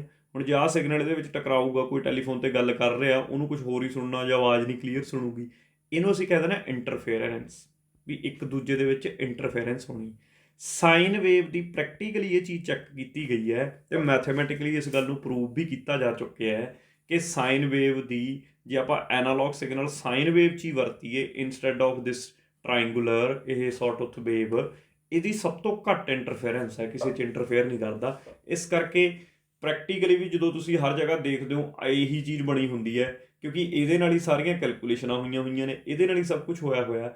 ਇਸ ਕਰਕੇ ਆਪਾਂ ਨੂੰ ਲੱਗਦਾ ਹੀ ਹੈ ਵੀ ਸ਼ਾਇਦ ਆਹੀ ਇਕੱਲੀ ਐਨਾਲੌਗ ਸਿਗਨਲ ਹੁੰਦਾ ਹੈ। ਐਨਾਲੌਗ ਸਿਗਨਲ ਸਿਰਫ ਡੈਫੀਨੇਸ਼ਨ ਸਮਝੋ ਐਨਾਲੌਗ ਸਿਗਨਲ ਦੀ, ਉਹੀ ਤੁਹਾਨੂੰ ਦੱਸ ਸਕਦੇ ਆ ਵੀ ਕਿਹੜਾ ਐਨਾਲੌਗ ਸਿਗਨਲ ਹੁੰਦਾ। ਹੁਣ ਚਲੋ ਮੈਂ ਉੱਧਰ ਵਾਲਾ ਨਹੀਂ ਜਾਂਦਾ, ਡਾਇਵਰਟ ਹੋ ਗਏ ਥੋੜ੍ਹੇ ਜਿਹੇ। ਹੁਣ ਆਪਾਂ ਵਾਪਸ ਆਉਂਦੇ ਹਾਂ ਆਪਣੇ ਕੰਪਿਊਟਰਸ 'ਤੇ। ਤਾਂ ਡਿਜੀਟਲ ਕੰਪਿਊਟਰ ਕਿਹੜੇ ਹੋ ਗਏ? ਜਿਹੜੇ ਡਿਜੀਟਲ 'ਤੇ ਬਾਈਨਰੀ 'ਤੇ 1-0 ਦੀ ਫਾਰਮ 'ਚ ਹੁੰਦਾ ਸਿਗਨਲ। ਜਿਵੇਂ ਇੱਥੇ ਮੈਂ ਐਂ ਬਣਾਇਆ, ਆਹ 1, ਆਹ 0, ਫਿਰ 1, ਫਿਰ 0, ਇਵੇਂ ਡਿਸਕਰੀਟ ਫਾਰਮ 'ਚ ਜਿਹੜਾ ਚੱਲੇ signal, information is in discrete form, ਉਹ ਵਾਲੇ ਸਿਸਟਮ ਨੂੰ ਅਸੀਂ ਕੀ ਕਹਿੰਦੇ ਹਾਂ? ਉਹਨੂੰ ਅਸੀਂ ਕਹਿੰਦੇ ਹਾਂ ਜੀ ਡਿਜੀਟਲ ਕੰਪਿਊਟਰ। ਹੁਣ 1-0 ਦਾ ਮਤਲਬ ਕੀ ਹੁੰਦਾ? ਵੀ ਇੱਕ ਵਾਰ ਸਿਗਨਲ 1 ਦਿੱਤਾ, ਇੱਕ ਵਾਰ 0 ਦਿੱਤਾ। ਦੇਖੋ, ਜਿਹੜੇ ਡਿਜੀਟਲ ਜਿੰਨੇ ਵੀ ਸਿਸਟਮ ਹੁੰਦੇ ਨੇ ਨਾ, ਇਹ ਡਿਜੀਟਲ ਸਿਸਟਮ ਜਾਂ ਤਾਂ 9 ਵੋਲਟ 'ਤੇ ਕੰਮ ਕਰਦੇ ਨੇ ਜਾਂ 12 ਵੋਲਟ 'ਤੇ, ਜ਼ਿਆਦਾਤਰ ਮੈਕਸੀਮਮ ਆਹੀ ਤਾਂ ਇਹਨਾਂ ਦਾ ਫਰਕ ਹੁੰਦਾ। ਜਾਂ ਤਾਂ 9 ਵੋਲਟ 'ਤੇ ਕੰਮ ਕਰਦੇ ਨੇ ਜਾਂ 12 ਵੋਲਟ 'ਤੇ ਕੰਮ ਕਰਦੇ ਨੇ। ਇੰਨੀ ਕੁ ਵੋਲਟੇਜ ਦੇ ਉੱਤੇ ਹੀ ਡਿਜੀਟਲ ਸਿਸਟਮਸ ਜ਼ਿਆਦਾ ਕੰਮ ਕਰਦੇ ਨੇ। ਫਿਰ ਤੁਸੀਂ ਕਹੋਗੇ ਜੀ ਫਿਰ ਵੀ ਅਸੀਂ ਤਾਂ ਲਾਉਨੇ ਤਾਂ ਇਹਦੇ ਵਿੱਚ ਹੀ ਆ, ਪਲੱਗ ਦੇ ਵਿੱਚ ਹੀ ਆ, ਠੀਕ ਹੈ, ਕਿ ਪਲੱਗ ਦੇ ਵਿੱਚ ਤੁਸੀਂ ਲਾਉਂਦੇ ਹੋ, ਫਿਰ ਪਲੱਗ ਦੇ ਵਿੱਚੋਂ ਤਾਂ 220 ਵੋਲਟ ਹੀ ਆ ਰਹੀ ਹੈ ਸਾਡੇ ਕੋਲੇ, ਫਿਰ ਇਹ 9 ਵੋਲਟ 'ਤੇ ਉਹ ਕਿਵੇਂ ਚੱਲੀ ਜਾਂਦੇ ਨੇ? ਉਹਦੇ ਅੰਦਰ ਇੱਕ ਇਹੋ ਜਿਹਾ ਡਿਵਾਈਸ ਲੱਗਿਆ ਹੁੰਦਾ ਜਿਹੜਾ ਉਹ 220 ਵੋਲਟ ਨੂੰ ਕਨਵਰਟ ਕਰਕੇ ਇਹਨਾਂ ਨੂੰ 9 ਵੋਲਟ ਹੀ ਦਿੰਦਾ ਹੈ, ਜਾਂ ਇਹਨਾਂ ਨੂੰ 12 ਹੀ ਦਿੰਦਾ ਜਿੰਨੀ ਚੱਲਣ ਵਾਸਤੇ ਚਾਹੀਦੀ ਹੈ। ਉਹਨੂੰ ਕਹਿੰਦੇ ਕੀ ਨੇ? ਉਹ ਲੇਟਰ ਔਨ ਮੈਂ ਸਮਝਾਊਂਗਾ, ਠੀਕ ਹੈ। ਉਹ ਕੰਪਿਊਟਰ ਆਰਕੀਟੈਕਚਰ ਜਾਂ ਕਿਸੇ ਨਾ ਕਿਸੇ ਹਿੱਸੇ 'ਚ ਆਪਣੇ ਕੋਲੇ ਆ ਜਾਊਗਾ, ਜਿਹੜਾ ਵੀ ਆਪਾਂ ਕੰਪਿਊਟਰ ਦਾ ਕੋਈ ਹਿੱਸਾ ਪੜ੍ਹਾਂਗੇ ਜਿੱਥੇ ਉਹਦਾ ਯੂਜ਼ ਹੋਊਗਾ। ਤਾਂ ਗੱਲ ਇਹ ਹੈ ਕਿ ਮੁੱਕਦੀ ਗੱਲ ਇੱਥੇ ਇਹੀ ਹੈ ਕਿ ਆਪਣੇ ਕੋਲੇ ਕੁੱਲ ਮਿਲਾ ਕੇ ਕਿ 9 ਜਾਂ 12 ਵੋਲਟ 'ਤੇ ਜਿਹੜੇ ਕੰਮ ਕਰਦੇ ਨੇ। ਹੁਣ ਇੱਕ ਡਿਵਾਈਸ ਨੂੰ ਚੱਲਣ ਵਾਸਤੇ 9 ਵੋਲਟ ਚਾਹੀਦੀ ਹੈ। ਜਦੋਂ ਤੁਸੀਂ ਉਹਨੂੰ 9 ਵੋਲਟ ਪ੍ਰੋਵਾਈਡ ਕਰਤੀ, ਮਤਲਬ ਸਿਗਨਲ 1 ਦੇਤਾ। ਜਦੋਂ ਉਹਦੀ ਸਵਿੱਚ ਬੰਦ ਕਰਤੀ, ਉਹਨੂੰ ਦਿੱਤਾ ਨਾ ਸਿਗਨਲ, ਉਦੋਂ 0 ਦੇਤਾ। ਤਾਂ 1 ਦਾ ਮਤਲਬ ਹੁੰਦਾ ਕਿ ਪ੍ਰੈਜ਼ੈਂਸ, 0 ਦਾ ਮਤਲਬ ਹੁੰਦਾ ਐਬਸੈਂਸ ਆਫ ਵੋਲਟੇਜ ਜਾਂ ਫਿਰ ਕਰੰਟ, ਜਿਹੜਾ ਵੀ ਉਸ ਤੁਸੀਂ ਡਿਵਾਈਸ ਨੂੰ ਪ੍ਰੋਵਾਈਡ ਕਰ ਰਹੇ ਹੋ, ਠੀਕ ਹੈ ਜੀ। ਤਾਂ ਡਿਜੀਟਲ ਦਾ ਇਹ ਹੋ ਗਿਆ ਡਿਜੀਟਲ ਕੰਪਿਊਟਰ। ਹੁਣ ਡਿਜੀਟਲ ਕੰਪਿਊਟਰ ਇਹਦੇ 'ਤੇ ਕੰਮ ਕਰਦੇ ਨੇ ਤਾਂ ਸਾਨੂੰ ਗੱਲ ਸਮਝ ਆ ਗਈ, ਠੀਕ ਹੈ। ਅੱਗੇ ਇਹਨਾਂ ਦੀ ਕਾਫੀ ਤਰ੍ਹਾਂ ਦੀਆਂ ਟਾਈਪਸ ਹੁੰਦੀਆਂ ਨੇ। ਸਭ ਤੋਂ ਪਹਿਲਾਂ ਹੁੰਦੇ ਨੇ ਮਾਈਕਰੋ ਕੰਪਿਊਟਰਸ, ਜਿਹੜੇ ਸਾਡੇ ਪਰਸਨਲ ਕੰਪਿਊਟਰ ਅਸੀਂ ਆਮ ਵਰਤਦੇ ਹਾਂ, ਚਾਹੇ ਤੁਸੀਂ ਲੈਪਟਾਪ ਕਹਿ ਲਓ, ਠੀਕ ਹੈ। ਇਹ ਸਾਰੇ ਡੈਸਕਟਾਪ ਆਪਣੇ ਬੇਸਿਕਲੀ ਹੋ ਗਏ, ਲੈਪਟਾਪ ਹੋ ਗਏ, ਇਹ ਸਾਰੇ ਇਸ ਕੈਟਾਗਰੀ ਦੇ ਵਿੱਚ ਆਉਂਦੇ ਨੇ, ਠੀਕ ਹੈ। ਵਰਕ ਸਟੇਸ਼ਨਸ, ਮਲਟੀਮੀਡੀਆ ਜਾਂ application, PDF, personal digital assistant, ਜਿਹੜੇ ਵੀ ਟੈਬ ਯੂਜ਼ ਕਰ ਰਹੇ ਹੋ। ਹੁਣ ਮੈਂ ਟੈਬ 'ਤੇ ਬੈਠਾ ਪੜ੍ਹਾ ਰਿਹਾ ਤੁਹਾਨੂੰ, ਠੀਕ ਹੈ। ਤਾਂ ਆਹ ਸਾਰੀਆਂ ਚੀਜ਼ਾਂ ਜਿਹੜੀਆਂ ਹੈਗੀਆਂ ਨੇ, ਤਾਂ ਇਹ ਕੀ ਨੇ ਜੀ? ਇਹ ਬੇਸਿਕਲੀ ਸਾਡੇ ਕੋਲੇ ਕੀ ਕਹਾਉਂਦੀਆਂ ਨੇ? ਮਾਈਕਰੋ ਕੰਪਿਊਟਰ ਦੀ ਕੈਟਾਗਰੀ ਦੇ ਵਿੱਚ ਫਾਲ ਕਰਦੀਆਂ ਨੇ। ਅੱਗੇ ਚੱਲਦੇ ਹਾਂ, ਮਿਨੀ ਕੰਪਿਊਟਰ। ਉਹ ਵਾਲੇ ਕੰਪਿਊਟਰ ਜਿਹੜੇ ਸਪੋਰਟ ਕਰਦੇ ਆ ਮਲਟੀਪਲ ਯੂਜ਼ਰਸ ਨੂੰ working simultaneously on the same machine. These are mainly used in organizations where computer installed in various department are interconnected and the computers are useful for small business organization। ਦੇਖੋ ਬੜਾ clearly ਲਿਖੀ ਹੈ ਗੱਲ ਕਿ mini computer ਉਹ ਹੁੰਦੇ ਨੇ ਜਿਹੜੇ ਮਲਟੀਪਲ ਯੂਜ਼ਰਸ ਨੂੰ ਸਪੋਰਟ ਕਰਦੇ ਨੇ, ਯਾਨੀ ਕਿ ਜਿਹੜੇ ਇਕੱਠੇ ਸਾਈਮਲਟੇਨੀਅਸਲੀ ਕੰਮ ਕਰਦੇ ਹੋਣ ਸੇਮ ਮਸ਼ੀਨ ਦੇ ਉੱਤੇ। ਸਮਝ ਗਏ? ਮਤਲਬ ਕਿ ਸਰਵਰ ਇੱਕੋ ਹੀ ਹੈ, ਉਸ ਦੇ ਥਰੂ ਹੀ ਤੁਸੀਂ ਕੀ ਹੈ ਕਿ ਇੱਕ ਛੋਟੀ ਜਿਹੀ ਇੰਡਸਟਰੀ ਆ ਉਹ 'ਚ 10 ਕੰਪਿਊਟਰ ਨੇ, ਉਹ ਪੈਰਲਲੀ ਇੱਕ ਉਹਦੇ ਉੱਤੇ ਕੰਮ ਕਰ ਸਕਦੇ ਨੇ। ਯਾਨੀ ਕਿ ਸਮਝ ਗਏ ਤੁਸੀਂ ਵੀ ਉਹ ਸਾਰੇ ਇੱਕ ਦੂਜੇ ਨਾਲ ਇੰਟਰਕਨੈਕਟਡ ਹੋਣਗੇ, ਇੱਕ ਦੂਜੇ ਦੀ ਮਸ਼ੀਨ ਨੂੰ ਸਾਈਮਲਟੇਨੀਅਸਲੀ ਯੂਜ਼ ਕਰ ਪਾਉਂਦੇ ਹੋਣਗੇ ਵੀ ਇਹਦੇ ਵਾਲੀ ਮਸ਼ੀਨ ਨੂੰ ਇਹ ਵੀ ਵਰਤ ਸਕਦਾ ਹੋਊ, ਇਹਦੇ ਵਾਲੀ ਨੂੰ ਇਹ ਵੀ ਵਰਤ ਸਕਦਾ ਹੋਊਗਾ। ਠੀਕ ਹੈ? ਮਤਲਬ ਜਿਵੇਂ ਆਮ ਨਹੀਂ ਆਪਾਂ ਜੋ ਤੁਸੀਂ ਦੇਖਿਆ ਹੋਊਗਾ ਕਿ ਆਮ ਤੌਰ 'ਤੇ ਹੁੰਦਾ ਕੀ ਹੈ, ਜਿਵੇਂ ਹੁਣ ਕਈ ਸੋਫਟਵੇਅਰ ਇਹੋ ਜਿਹੇ ਬਣ ਗਏ ਨੇ, ਤੁਸੀਂ ਰਿਮੋਟਲੀ ਕਿਸੇ ਦਾ ਕੰਪਿਊਟਰ ਅਸੈਸ ਕਰਨਾ ਹੋਵੇ, ਮਤਲਬ ਹੁਣ ਮੈਂ ਕਿਸੇ ਨੂੰ ਕੋਈ ਕੰਪਿਊਟਰ 'ਤੇ ਗੱਲ ਸਮਝਾ ਰਿਹਾ, ਉਹਨੂੰ ਸਮਝ ਨਹੀਂ ਆ ਰਹੀ ਵੀ ਮੈਂ ਕਿਵੇਂ ਕਰਾਂ ਕੰਪਿਊਟਰ 'ਤੇ, ਤਾਂ ਮੈਂ ਕੀ ਕਰੂੰਗਾ, ਇੱਕ ਸੋਫਟਵੇਅਰ ਇਹੋ ਜਿਹੇ ਕਈ ਹੁੰਦੇ ਨੇ ਕਿ ਸੋਫਟਵੇਅਰ ਉਹ ਤੋਂ ਇੰਸਟਾਲ ਕਰਵਾਇਆ ਅਤੇ ਮੈਂ ਉਹ ਤੋਂ ਲੌਗਇਨ ਕਰਵਾਇਆ, ਇੱਧਰੋਂ ਮੈਂ ਛੇੜੀ ਜਾਊਂਗਾ, ਮੈਨੂੰ ਉਹਦਾ ਕੰਪਿਊਟਰ ਇੱਧਰ ਦਿਖੀ ਜਾਊਗਾ ਅਤੇ ਮੈਂ ਇੱਧਰੋਂ ਆਪ ਚੇਂਜ ਕਰੀ ਜਾਊਂਗਾ, ਉਹਦੇ ਕੰਪਿਊਟਰ 'ਤੇ ਆਟੋਮੈਟਿਕਲੀ ਚੇਂਜ ਹੋਈ ਜਾਊਗਾ। ਤਾਂ ਇੱਦਾਂ ਦਾ ਹੀ ਪ੍ਰੋਸੈਸ ਪੂਰਾ ਮਿਨੀ ਕੰਪਿਊਟਰਸ ਦੇ ਵਿੱਚ ਪਾਇਆ ਜਾਂਦਾ। ਫਿਰ ਆ ਗਏ ਮੇਨ ਫਰੇਮ ਕੰਪਿਊਟਰ। ਇਹ ਥੋੜ੍ਹੇ ਜਿਹੇ ਪਾਵਰਫੁਲ ਹੁੰਦੇ ਨੇ, ਹਾਈ ਮੈਮਰੀ ਅਤੇ ਕਪੈਸਿਟੀ ਇਹਨਾਂ ਦੀ ਥੋੜ੍ਹੀ ਜਿਹੀ ਜ਼ਿਆਦਾ ਹੁੰਦੀ ਹੈ। ਠੀਕ ਹੈ? ਪ੍ਰੋਸੈਸਰ ਵੀ ਤੇਜ਼ ਹੁੰਦੇ ਨੇ। ਇੱਕ ਤਾਂ ਮਲਟੀ ਯੂਜ਼ਰ ਹੁੰਦੇ ਨੇ, ਮਲਟੀ ਟਾਸਕਿੰਗ ਡਿਵਾਈਸ ਹੁੰਦੇ ਨੇ, ਜ਼ਿਆਦਾਤਰ ਜਿਵੇਂ ਮੈਟਰੋਲੋਜੀ 'ਚ ਬਹੁਤ ਵਰਤੇ ਜਾਂਦੇ ਨੇ ਇਹ, ਜਾਂ ਇਹਨਾਂ ਦੇ ਡਾਟਾਬੇਸ ਬਹੁਤ ਵੱਡੇ ਨੇ, ਵੱਡੀਆਂ ਕੰਪਨੀਆਂ, ਬੈਂਕ ਹੋ ਗਏ, ਆਰਗੇਨਾਈਜੇਸ਼ਨਾਂ ਹੋ ਗਈਆਂ, ਉਹ ਯੂਜ਼ ਕਰਦੇ ਨੇ। ਠੀਕ ਹੈ? ਇਹ 100 ਆਫ ਯੂਜ਼ਰਸ ਨੂੰ ਸਪੋਰਟ ਕਰ ਸਕਦੇ ਨੇ ਇੱਕ ਟਾਈਮ 'ਤੇ, ਪਰ ਇਹ ਨੈਟਵਰਕ ਦੇ ਥਰੂ ਚੱਲਦੇ ਨੇ, ਨੈਟਵਰਕਸ ਦੇ ਉੱਤੇ ਹੀ ਚੱਲਦੇ ਨੇ, ਡਾਇਰੈਕਟ ਨਹੀਂ ਸਿੱਧੇ ਚੱਲ ਸਕਦੇ। ਮਤਲਬ ਤੁਸੀਂ ਕੁੱਲ ਮਿਲਾ ਕੇ ਐਪਲੀਕੇਸ਼ਨਸ ਦੇਖੋ ਕਿ ਇੱਕ ਛੋਟੀ ਇੰਡਸਟਰੀ 'ਚ ਐਪਲੀਕੇਸ਼ਨ ਹੈ। ਇਦੋਂ ਪਹਿਲਾਂ ਵਾਲਾ ਜਿਹੜਾ ਆਪਾਂ ਨੇ ਪੜ੍ਹਿਆ ਇਹ ਮਾਈਕਰੋ ਕੰਪਿਊਟਰ, ਇਹ ਸਾਡੇ ਪਰਸਨਲ ਕੰਪਿਊਟਰ ਸੀ। ਇਹ ਥੋੜ੍ਹੀ ਜਿਹੀ ਵੱਡੀਆਂ ਇੰਡਸਟਰੀਆਂ 'ਚ ਆ ਜਾਂਦੇ ਨੇ, ਜਿਵੇਂ ਬੈਂਕਾਂ ਦਾ ਨਾਮ ਲਿਆ, ਇੰਡਸਟਰੀਆਂ ਦਾ ਨਾਮ ਲਿਆ, ਆਰਗੇਨਾਈਜੇਸ਼ਨਾਂ ਦਾ। ਠੀਕ ਆ? ਕਿਉਂਕਿ ਫਾਸਟ ਵੀ ਹੁੰਦੇ ਨੇ, ਮਹਿੰਗੇ ਵੀ ਥੋੜ੍ਹੇ ਜਿਹੇ ਹੁੰਦੇ ਨੇ, ਇਹਨਾਂ ਦੇ ਡਾਟਾਬੇਸ ਬਹੁਤ ਵੱਡੇ ਵੱਡੇ ਹੁੰਦੇ ਨੇ। ਜਿਵੇਂ ਹੁਣ ਕਿਸੇ ਕੰਪਨੀ ਨੇ ਪੂਰੇ ਕਲਾਊਡ ਦੇ ਉੱਤੇ ਇੱਕ ਪੂਰਾ ਸੰਭਾਲ ਕੇ ਰੱਖਣਾ, ਕਿਸੇ ਜਿਵੇਂ ਗੌਰਮੈਂਟ ਦਾ ਡਾਟਾ ਸੰਭਾਲ ਕੇ ਰੱਖਣਾ, ਉਹਨੂੰ ਲੀਕ ਵੀ ਨਾ ਹੋਵੇ, ਕੁਛ ਵੀ ਨਾ ਹੋਵੇ, ਤਾਂ ਉੱਥੇ ਮੇਨ ਫਰੇਮ ਕੰਪਿਊਟਰਸ ਵਰਤੇ ਜਾਂਦੇ ਨੇ। ਅੱਗੇ ਸਭ ਤੋਂ ਇੰਪੋਰਟੈਂਟ ਆ ਜਾਂਦੇ ਨੇ ਸਾਡੇ ਕੋਲੇ ਸੁਪਰ ਕੰਪਿਊਟਰਸ। ਸੁਪਰ ਕੰਪਿਊਟਰ ਤੁਸੀਂ ਨੇ ਸੁਣੇ ਹੋਣਗੇ। ਠੀਕ ਹੈ? ਕਹਿੰਦਾ ਬਹੁਤ ਹੀ ਫਾਸਟ ਹੁੰਦੇ ਨੇ ਅਤੇ ਮਹਿੰਗੇ ਵੀ ਬਹੁਤ ਹੁੰਦੇ ਨੇ ਇਹ ਕੰਪਿਊਟਰ। ਬਿਲੀਅਨਸ ਆਫ ਇੰਸਟਰਕਸ਼ਨਸ ਨੂੰ 1 ਸੈਕਿੰਡ ਦੇ ਵਿੱਚ ਕਰ ਸਕਦੇ ਨੇ। ਅਤੇ ਖਾਸ ਜਿਹੜਾ ਫੇਵਰੇਟ ਕੁਐਸਚਨ ਪੁੱਛਿਆ ਜਾਂਦਾ ਹੁੰਦਾ ਕਿ ਇਹਨਾਂ ਦੀ ਸਪੀਡ ਕਿਹਦੇ 'ਚ ਮੈਜ਼ਰ ਹੁੰਦੀ ਹੈ? ਸਪੀਡ ਮੈਜ਼ਰ ਹੁੰਦੀ ਆ ਫਲੋਪਸ 'ਚ, floating point operations per second. ਆਮ ਜਿਹੜੇ ਮੇਰੇ ਕੋਲੇ ਕੰਪਿਊਟਰ ਨੇ ਉਹਨਾਂ ਦੀ ਸਪੀਡ ਮੈਜ਼ਰ ਹੁੰਦੀ ਆ ਮਿਪਸ ਦੇ ਵਿੱਚ, ਮਿਲੀਅਨ ਆਫ ਇੰਸਟਰਕਸ਼ਨਸ ਪਰ ਸੈਕਿੰਡ, ਪਰ ਇਹਦੀ ਮਿਪਸ 'ਚ ਨਹੀਂ ਹੁੰਦੀ, ਇਹਦੀ ਹੁੰਦੀ ਆ ਫਲੋਪਸ 'ਚ, floating point operations per second. ਇਹਦੇ ਵਿੱਚ ਇਹਦੀ ਸਪੀਡ ਮੈਜ਼ਰ ਹੁੰਦੀ ਹੈ। ਖਾਸ ਐਪਲੀਕੇਸ਼ਨਾਂ ਵਾਸਤੇ ਬਣੇ ਹੁੰਦੇ ਨੇ। ਕਈ ਤਾਂ ਪ੍ਰੋਸੈਸਰ ਹੁੰਦੇ ਨੇ, ਆਮ ਕੰਪਿਊਟਰਾਂ 'ਚ ਤਾਂ ਆਪਣੇ ਇੱਕ ਪ੍ਰੋਸੈਸਰ ਹੁੰਦਾ, i5 ਲੈ ਲਿਆ, ਇਹ 'ਚ ਮਲਟੀ ਪ੍ਰੋਸੈਸਰ ਹੁੰਦੇ ਨੇ, ਪੈਰਲਲ ਕਈ ਸਿਸਟਮ ਚੱਲ ਸਕਦੇ ਨੇ ਇੱਕ ਟਾਈਮ ਦੇ ਉੱਤੇ। ਇੱਕ ਪ੍ਰੋਸੈਸਰ ਇੱਕ ਕੰਮ ਕਰ ਰਿਹਾ, ਦੂਜਾ ਕਰ ਰਿਹਾ, ਤੀਜਾ ਕਰ ਰਿਹਾ, ਅਤੇ ਵੱਡੇ huge amount of mathematical calculations ਨੂੰ ਸੈਕਿੰਡਸ ਦੇ ਵਿੱਚ ਕੰਪਲੈਕਸ ਤੋਂ ਕੰਪਲੈਕਸ ਨੂੰ ਕੱਢ ਕੇ ਰੱਖ ਦਿੰਦੇ ਨੇ। ਵੈਦਰ ਫੋਰਕਾਸਟਿੰਗ ਹੋ ਗਈ, ਸਾਇੰਟਿਸਟ ਸਾਡੇ ਹੋ ਗਏ, ਸਾਇੰਟੀਫਿਕ ਪਰਪਸਿਸ ਵਾਸਤੇ ਉੱਥੇ ਯੂਜ਼ ਕੀਤੇ ਜਾਂਦੇ ਨੇ। ਸਾਡੀਆਂ ਮੇਨ ਜਿਹੜੀਆਂ ਜਿਵੇਂ IITs ਨੇ, ਜਿਵੇਂ ਵੈਦਰ ਫੋਰਕਾਸਟਿੰਗ ਵਾਲਾ ਇੰਸਟੀਟਿਊਟ ਆ ਪੂਨੇ ਵਾਲਾ, ਉੱਥੇ ਇਹ ਸਪੈਸ਼ਲੀ ਸੁਪਰ ਕੰਪਿਊਟਰਸ ਜਿਹੜੇ ਹੁੰਦੇ ਨੇ ਲਾਏ ਹੁੰਦੇ ਨੇ। ਸਭ ਤੋਂ ਪਹਿਲਾ ਸੁਪਰ ਕੰਪਿਊਟਰ ਜਿਹੜਾ ਇੰਡੀਆ ਨੇ ਬਣਾਇਆ ਸੀ, ਜਾਂ ਸੌਰੀ ਸੁਪਰ ਕੰਪਿਊਟਰ ਸਭ ਤੋਂ ਪਹਿਲਾਂ ਜਿਹੜਾ ਬਣਿਆ ਸੀਗਾ ਆਮ ਵਰਲਡ ਦੇ ਵਿੱਚ, ਉਹ ਸੀਗਾ Cray-1, USA ਨੇ ਬਣਾਇਆ ਸੀ 1957 'ਚ। ਅਤੇ ਇੰਡੀਆ ਨੇ ਜਿਹੜਾ ਬਣਾਇਆ ਸੀ ਉਹ ਸੀਗਾ ਪਰਮ 8000। ਇਹਨੂੰ ਡਿਵੈਲਪ ਕੀਤਾ ਸੀਗਾ CDEC ਨੇ 1991 ਦੇ ਵਿੱਚ। ਠੀਕ ਹੈ? Cray-1 ਦੁਨੀਆ ਦਾ ਪਹਿਲਾ ਸੁਪਰ ਕੰਪਿਊਟਰ ਸੀ। ਪਰਮ 8000 ਕਿਹੜਾ ਸੀਗਾ ਜੀ? CDEC ਦਾ ਇੰਡੀਆ ਦੁਆਰਾ ਬਣਾਇਆ ਗਿਆ ਸੁਪਰ ਕੰਪਿਊਟਰ ਸੀ। ਹੁਣ ਜੇ ਮੈਂ ਗੱਲ ਕਰਾਂ, ਇੱਕ ਇੰਡੀਆ ਨੇ ਮਿਸ਼ਨ ਚਲਾਇਆ ਹੋਇਆ national super computing mission. National super computing ਜਿਹੜਾ ਮਿਸ਼ਨ ਹੈਗਾ, ਇਹਦੇ ਬਾਰੇ ਚਰਚਾ ਕਰਦੇ ਹਾਂ ਆਪਾਂ। National super computing mission government ਨੇ ਪ੍ਰਪੋਜ਼ ਕੀਤਾ ਸੀਗਾ, ਗੌਰਮੈਂਟ ਆਫ ਇੰਡੀਆ ਨੇ 2015 ਦੇ ਵਿੱਚ 7 ਸਾਲਾਂ ਵਾਸਤੇ 4500 ਕਰੋੜ ਰੁਪਇਆ ਇੰਡੀਆ ਦੀ ਸਰਕਾਰ ਨੇ ਆਊਟਲੇ ਡਿਸਾਈਡ ਕੀਤਾ ਸੀ ਕਿ ਜਿਹਦੇ ਵਿੱਚ ਇੱਕ ਕਲਸਟਰ 70 ਸੁਪਰ ਕੰਪਿਊਟਰ ਬਣਾਏ ਜਾਣਗੇ। ਇਹ ਡਿਸਾਈਡ ਕੀਤਾ ਸੀ ਕਿ 70 ਸੁਪਰ ਕੰਪਿਊਟਰ ਬਣਾਏ ਜਾਣਗੇ ਇਹਦੇ ਤਹਿਤ, ਅਤੇ 2022 ਤੱਕ ਇਹਨੂੰ ਅਚੀਵ ਕਰਨਾ ਪੂਰੇ ਟਾਰਗੇਟਸ ਨੂੰ ਅਸੀਂ ਨੇ। ਅਤੇ ਇਹਦੇ ਅੰਡਰ ਕਿਹੜੇ ਮਿਨਿਸਟਰੀਆਂ ਨੇ ਜਿਹੜੀਆਂ ਇਸ ਆਪਣੇ ਪੂਰੇ ਪ੍ਰੋਜੈਕਟ ਨੂੰ ਸੰਭਾਲਣ ਵਾਸਤੇ, ਜਿਹੜਾ ਆਪਾਂ NSM ਦੀ ਗੱਲ ਕੀਤੀ ਹੈ ਨੈਸ਼ਨਲ ਸੁਪਰ ਕੰਪਿਊਟਿੰਗ ਮਿਸ਼ਨ ਲਈ, DST ਜਿਹੜਾ ਸਿੱਧਾ department of science and technology government of India ਦੇ ਅੰਡਰ ਆਉਂਦਾ ਹੈ। ਫਿਰ DT ਹੋ ਗਈ ਆਪਣੀ, department of electronics and information, ਜਿਹੜੀ ਕਿ ਸਾਡੀ ਇਲੈਕਟ੍ਰੋਨਿਕਸ ਤੇ ਇਨਫੋਰਮੇਸ਼ਨ ਟੈਕਨੋਲੋਜੀ ਮਿਨਿਸਟਰੀ ਦੇ ਅੰਡਰ ਡਿਪਾਰਟਮੈਂਟ ਪੈਂਦਾ ਹੈ। ਫਿਰ ਸੀਡੈਕ ਆ ਗਿਆ, ਇੱਕ ਇੰਸਟੀਟਿਊਟ ਹੈ ਜਿਹੜਾ Centre for Development of Advance Computing, specially microprocessors ਨੂੰ ਬਣਾਉਣ ਵਾਸਤੇ ਇਹ ਇੰਸਟੀਟਿਊਟ ਬਣਾਇਆ ਗਿਆ। ਫਿਰ ਇੱਕ ਆ ਗਈ IISc ਯਾਨੀ ਕਿ ਇੰਡੀਅਨ ਇੰਸਟੀਟਿਊਟ ਆਫ ਸਾਇੰਸ। ਇਹ ਸਾਰੇ ਜ਼ਿੰਮੇਵਾਰ ਹੋਣਗੇ। ਹੁਣ ਇਹਨਾਂ ਨੇ ਫਿਰ ਕੀ, ਹੁਣ ਜੇ 2022 ਤੱਕ 70 ਬਣਾਉਣੇ ਨੇ, ਕੁਛ ਤਾਂ ਹੁਣ ਬਣਾਈ ਹੋਣਗੇ, ਬਿਲਕੁਲ ਬਣਾਏ ਨੇ। ਉਹਨਾਂ ਦੇ ਵਿੱਚੋਂ ਕੁਝ ਕੁ ਜਿਹੜੇ ਫੇਮਸ ਬਣਾਏ ਨੇ, ਪਹਿਲਾ ਜਿਵੇਂ ਹੋ ਗਿਆ ਪਰਮ ਸ਼ਿਵਾ। ਪਰਮ ਸ਼ਿਵਾ ਪਹਿਲਾ ਬਣਾਇਆ ਸੀ, ਜਿਹੜਾ ਹੁਣ ਐਟ ਪ੍ਰੈਜ਼ੈਂਟ ਕਿੱਥੇ ਇੰਸਟਾਲ ਕੀਤਾ ਹੋਇਆ, BHU ਬਨਾਰਸ ਹਿੰਦੂ ਯੂਨੀਵਰਸਿਟੀ। ਹੁਣ ਤੈਨੂੰ IIT ਦਾ ਟੈਗ ਮਿਲ ਚੁੱਕਿਆ ਬਨਾਰਸ ਹਿੰਦੂ ਯੂਨੀਵਰਸਿਟੀ ਨੂੰ, ਤਾਂ ਪਹਿਲਾਂ ਤਾਂ ਇਹਨਾਂ ਨੇ ਇੰਸਟਾਲ ਕੀਤਾ ਬਨਾਰਸ ਹਿੰਦੂ ਯੂਨੀਵਰਸਿਟੀ ਦੇ ਵਿੱਚ। ਪ੍ਰਤਿਊਸ਼ ਜਿਹੜਾ ਇਸ ਟਾਈਮ IIT ਯਾਨੀ ਕਿ Indian Institute of Meteorology Pune weather forecasting ਦਾ ਕੰਮ ਕਰਕੇ ਦਿੰਦਾ ਸਾਨੂੰ। ਮਿਹਰ ਇੰਸਟਾਲਡ ਹੈਗਾ National Centre for Medium Range Weather Forecasting Noida. ਇਹ ਵੀ ਵੈਦਰ ਫੋਰਕਾਸਟਿੰਗ ਦਾ ਇੰਸਟੀਟਿਊਟ ਆ, ਸੈਂਟਰ ਹੈ ਉੱਥੇ। ਪਰਮ ਸ਼ਕਤੀ ਇੱਕ ਬਣਾ ਚੁੱਕੇ ਨੇ, ਉਹ IIT ਖੜਗਪੁਰ ਦੇ ਵਿੱਚ ਲਾਇਆ ਹੋਇਆ। ਪਰਮ ਬ੍ਰਹਮਾ ਇਹ ਇੰਸਟਾਲਡ ਆ ਆਈਸਰ ਪੂਨੇ ਦੇ ਉੱਤੇ। ਤਾਂ ਮਤਲਬ ਆਹ ਤਿੰਨ ਤਾਂ ਬੜੇ ਇੰਪੋਰਟੈਂਟ ਨੇ, ਪੇਪਰ 'ਚ ਪੁੱਛੇ ਜਾਂਦੇ ਨੇ ਵੀ ਕਿੱਥੇ ਇੰਸਟਾਲਡ ਨੇ, ਪਰ ਇਹ ਵੀ ਪੁੱਛ ਲੈਂਦੇ ਨੇ। ਪ੍ਰਤਿਊਸ਼ ਕਿੱਥੇ ਆ, ਪੂਨੇ ਵਾਲੇ ਇੰਸਟੀਟਿਊਟ ਦੇ ਵਿੱਚ। ਮਿਹਰ ਕਿੱਥੇ ਆ, ਨੋਇਡਾ ਵਾਲੇ ਵੈਦਰ ਫੋਰਕਾਸਟਿੰਗ ਵਾਲੇ ਇੰਸਟੀਟਿਊਟ 'ਚ। ਪਰਮ ਸ਼ਿਵਾ ਕਿੱਥੇ ਆ, ਬਨਾਰਸ ਹਿੰਦੂ ਯੂਨੀਵਰਸਿਟੀ 'ਚ। ਪਰਮ ਸ਼ਕਤੀ ਕਿੱਥੇ ਆ, IIT ਖੜਗਪੁਰ ਦੇ ਵਿੱਚ। ਅਤੇ ਪਰਮ ਬ੍ਰਹਮਾ ਸਾਡਾ ਆਈਸਰ ਪੂਨੇ ਦੇ ਵਿੱਚ। ਇਹ ਤਾਂ ਹੋ ਗਿਆ ਇਹ ਪ੍ਰੋਜੈਕਟ ਦੇ ਬਾਰੇ ਗੱਲ।